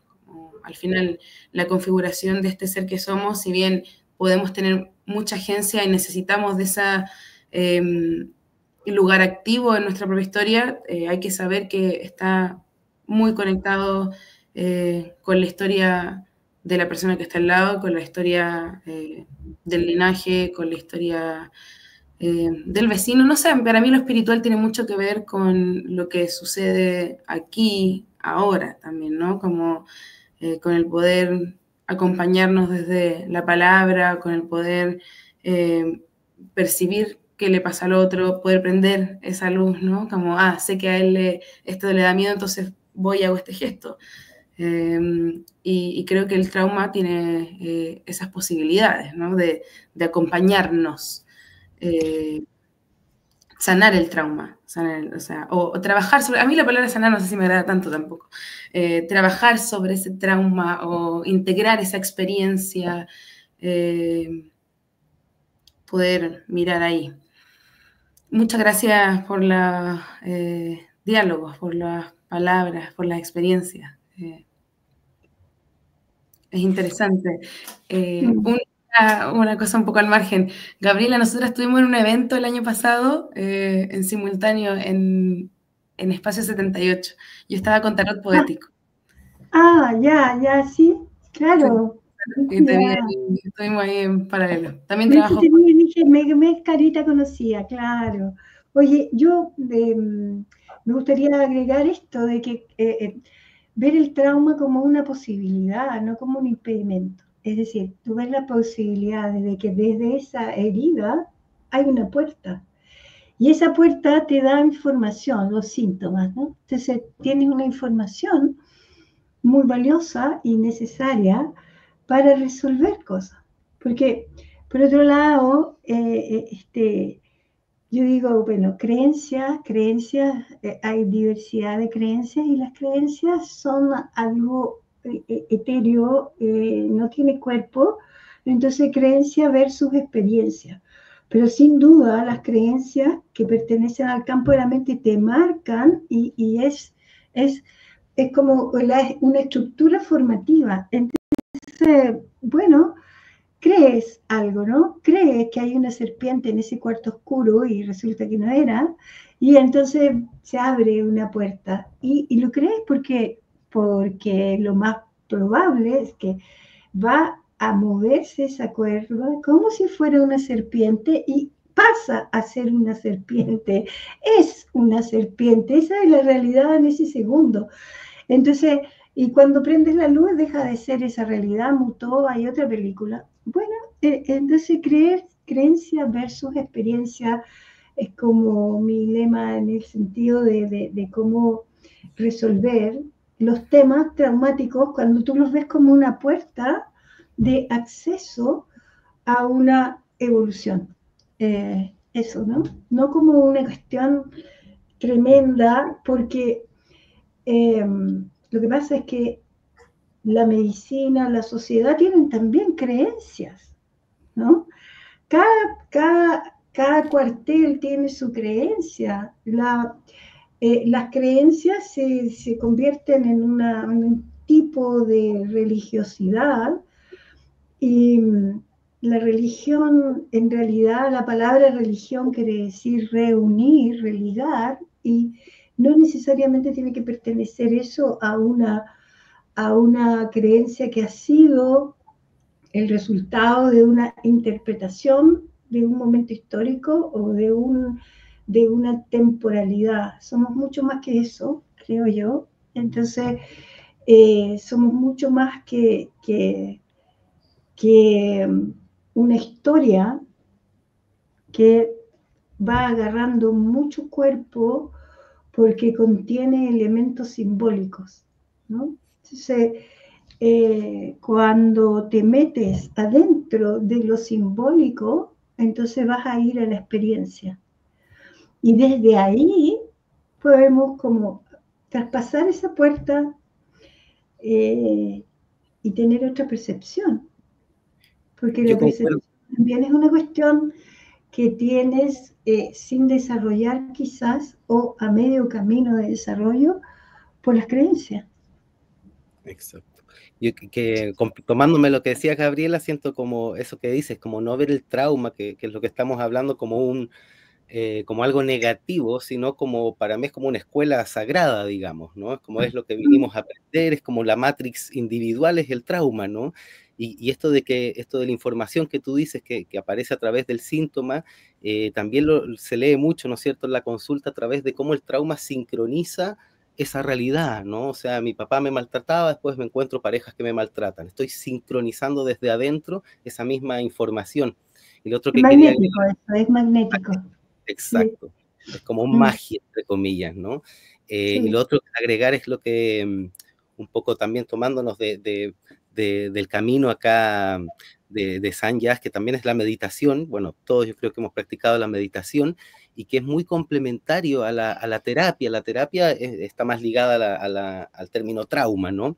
Pero siento que la meditación y la psicoterapia son como dos lubricantes, digamos, son dos polos opuestos, pero que sirven al mismo viaje, siento yo, porque la psicoterapia es como entrar en el yo y sacudirlo, ¿no es cierto?, que se exprese, que transforme sus símbolos, que exprese su dolor, etc. Es como vivir mucho el yo personal de la psicoterapia. En cambio, la meditación es como desapegarme de ese que creo que soy y ser menos esa personalidad y ser más, no sé, este campo de energía que lo traspasa todo, ¿no? Es como un desapego del personaje. Pero ambas cosas... El personaje, eso. Claro, son importantes ambas porque si solo meditamos, por ejemplo, nos desapegamos y no entramos al cuerpo a soltar todas estas emociones, no hacemos el trabajo completo. Y si solo soltamos las emociones, pero seguimos atrapados en el yo y no nos desapegamos, tampoco hacemos el trabajo completo. Entonces siento que se nutren, ¿no? La meditación como una desidentificación y la psicoterapia como una hiperidentificación que nos libera también, ¿no? Como que ambas sirven a lo mismo. Quiero aportar a partir de lo que le escucho decir a mi querido amigo desde tantas existencias anteriores, Pablo, si me permite llamarte así. Sí, claro. En una ocasión tomando un té con Setinder Ye, un amigo en Dharamsala, en India, le pregunto a Setinder Ye, él es hijo de mamá tibetana y papá nepalés. Le pregunto yo a él, ¿por qué el himalayo en general, sea bhutanés, nepalés, indio, ladakí, en fin? ¿Por qué el himalayo en general es tan pacífico? Es gente tan bondadosa, es gente que, por ahí un amigo decía, son tan amables que llegan a caer mal. No estoy acostumbrado a tanta amabilidad, a tanta paz mental. Entonces le pregunto a Setinder Ye, porque por lo demás son gente de muy escasos recursos, no voy a decir pobre, ¿cierto? Ese es un concepto tan errado, creo yo, pero de muy escasos recursos, incluso muchos de ellos con escasa educación. Sin embargo, tienen esa amabilidad, respeto, cortesía a flor de piel.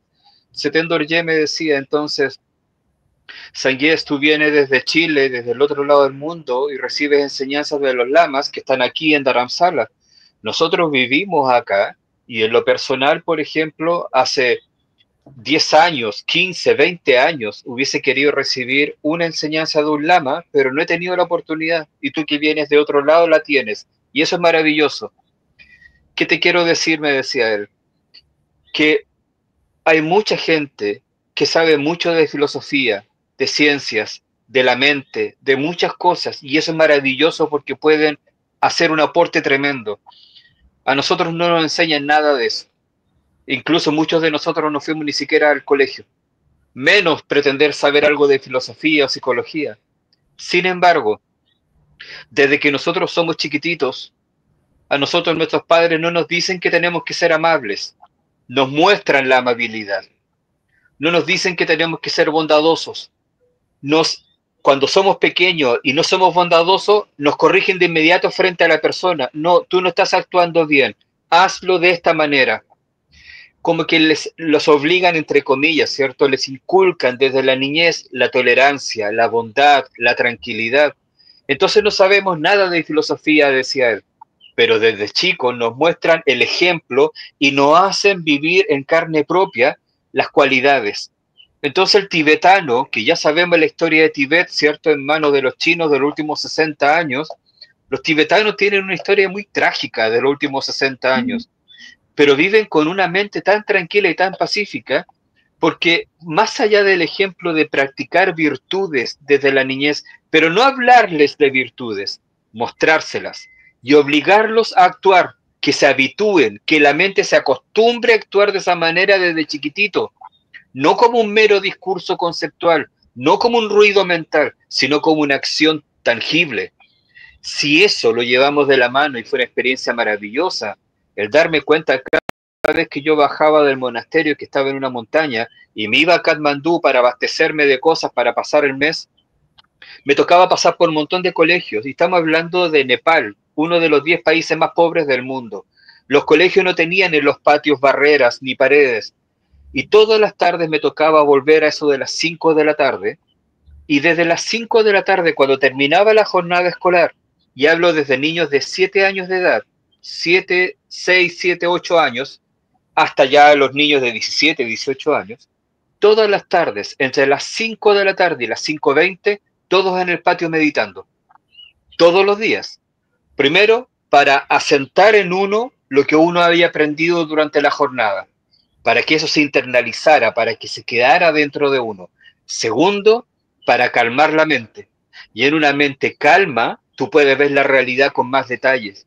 En una mente calma, tú puedes observar lo que, bajo la influencia de emociones que te perturben, terminas viendo distorsionadamente. Yo quizá ahí un poco difiero respetuosamente lo digo, mi querido amigo Pablo, respecto de la meditación. La meditación no es abstraerse de alguna forma. La meditación es un modo de estar más consciente que nunca respecto de la realidad, solo que estableciéndose desde una mente tranquila, que pueda ser ecuánime, que pueda discernir, que pueda ver más detalles en lo posible, pero sobre todo tener esa calma que permita tomar las decisiones correctas. Termino diciendo esto.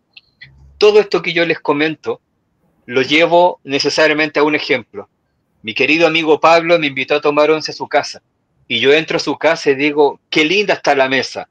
Puso unas flores, puso unas tazas, unos juegos de taza maravillosos, qué sé yo, me encantó la mesa. Pero viene Gabriela y de repente dice, oye Pablo, qué fome la mesa, que está aburrida la mesa, te faltó colocarle algo. No sé. Entonces uno se pregunta, a ver, ¿la mesa está bonita o la mesa está fea? Pero evalúo si la mesa está bonita o está fea en función de las cosas que no son la mesa. Porque si hablo de tenedor, cuchillo, vasos, floreros, flores, eso no son la mesa. Son cosas que le hemos agregado a la mesa. Están puestas sobre la mesa. No son inherentes a la mesa. Por lo tanto, yo puedo elegir qué coloco sobre la mesa y qué saco. O tal vez qué cambio y le coloco esta otra cosa. Pero tenemos la tendencia siempre a decir que está bonita la mesa. La mesa siempre es la misma.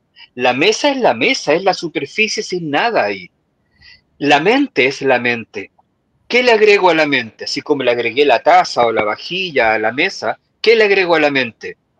Emociones, percepciones, ideas, sensaciones, etcétera. Conceptos, palabras, estructuras. Pero eso no son cosas inherentes a la mente. La mente es la mente. Lisa, amplia, silenciosa, tranquila, pacífica. Es más, si felicidad es la ausencia de insatisfacción, si felicidad es calma y tranquilidad, y esa es la base sobre la cual yo coloco todos los demás aspectos, entonces ya soy feliz. Entonces tal vez incluso podría pensar, no necesito agregarle nada a la mente, sino que tal vez debo empezar a entender que necesito empezar a sacar cosas de la mente.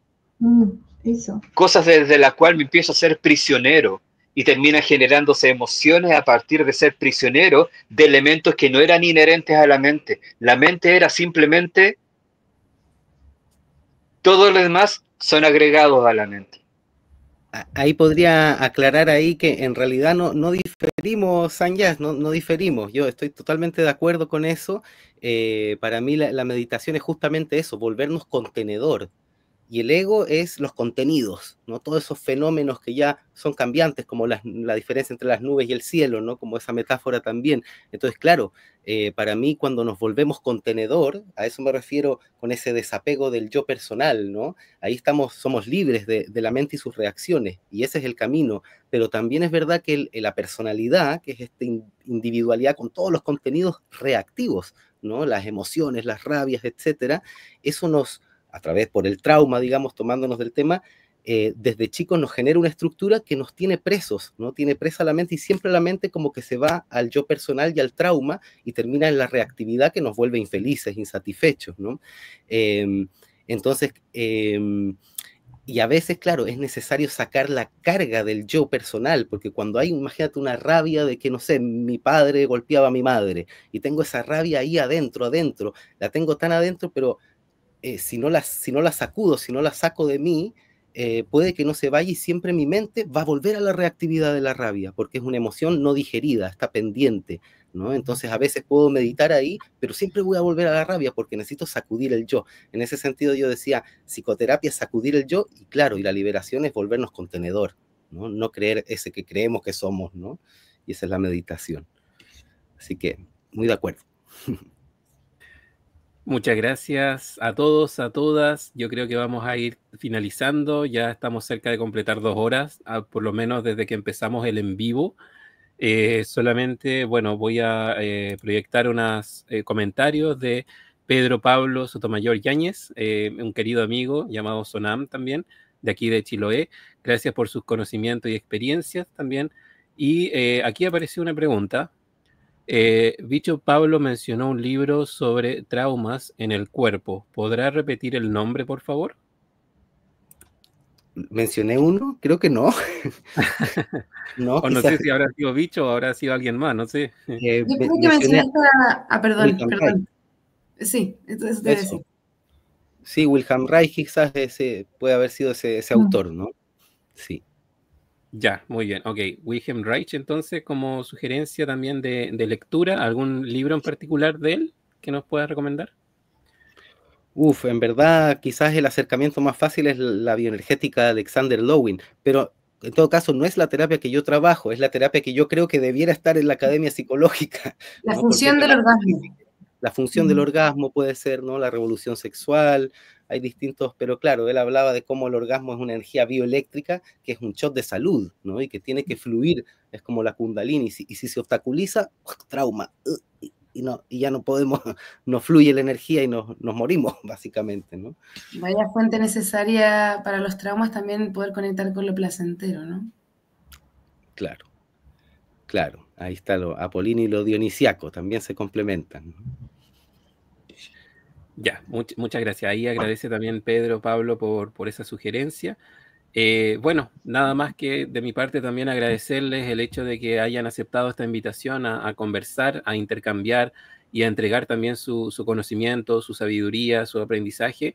Y espero que este video no solamente haya sido beneficioso para todos nosotros que hemos estado aquí participando, sino también para muchas otras personas que en el futuro lo pudiesen llegar a ver en YouTube hasta mientras esté disponible en YouTube o también en otras plataformas de video a las cuales probablemente las voy a subir. Esa es la idea, ya ese es uno de los objetivos de este programa, de unir miradas, de invitar a conversar, a intercambiar, para acercarnos a mayores comprensiones. Así que eso, muchas gracias a todos, a todas, a todes por haber participado el día de hoy. Lo dejo ya en libertad para que puedan descansar. Muchas gracias, Borges. Muchas gracias. Gracias. Gracias a todos. Igual saquémonos, como si estuviéramos en vivo. Saquemos una foto, un pantallazo. Chao. Chao, chao. Chao. Bueno, muchas gracias también a la audiencia antes de despedirme completamente y terminar el en vivo. Muchas gracias por su presencia, por conectarse, por especialmente a mi amigo Sonama ahí que hizo una pregunta. Y les voy a dejar ahí un poquito, hacerme un poco de promoción a mí también. Voy a poner un videito para que me puedan también seguir en las redes sociales.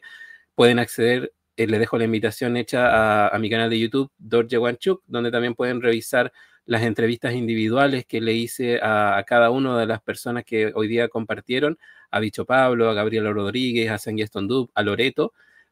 Ahí también las pueden revisar, pueden tomar nota un poquito acerca de toda su sabiduría, su conocimiento. Así que les dejo este último video y me despido. Que estén muy bien, muy buenas noches.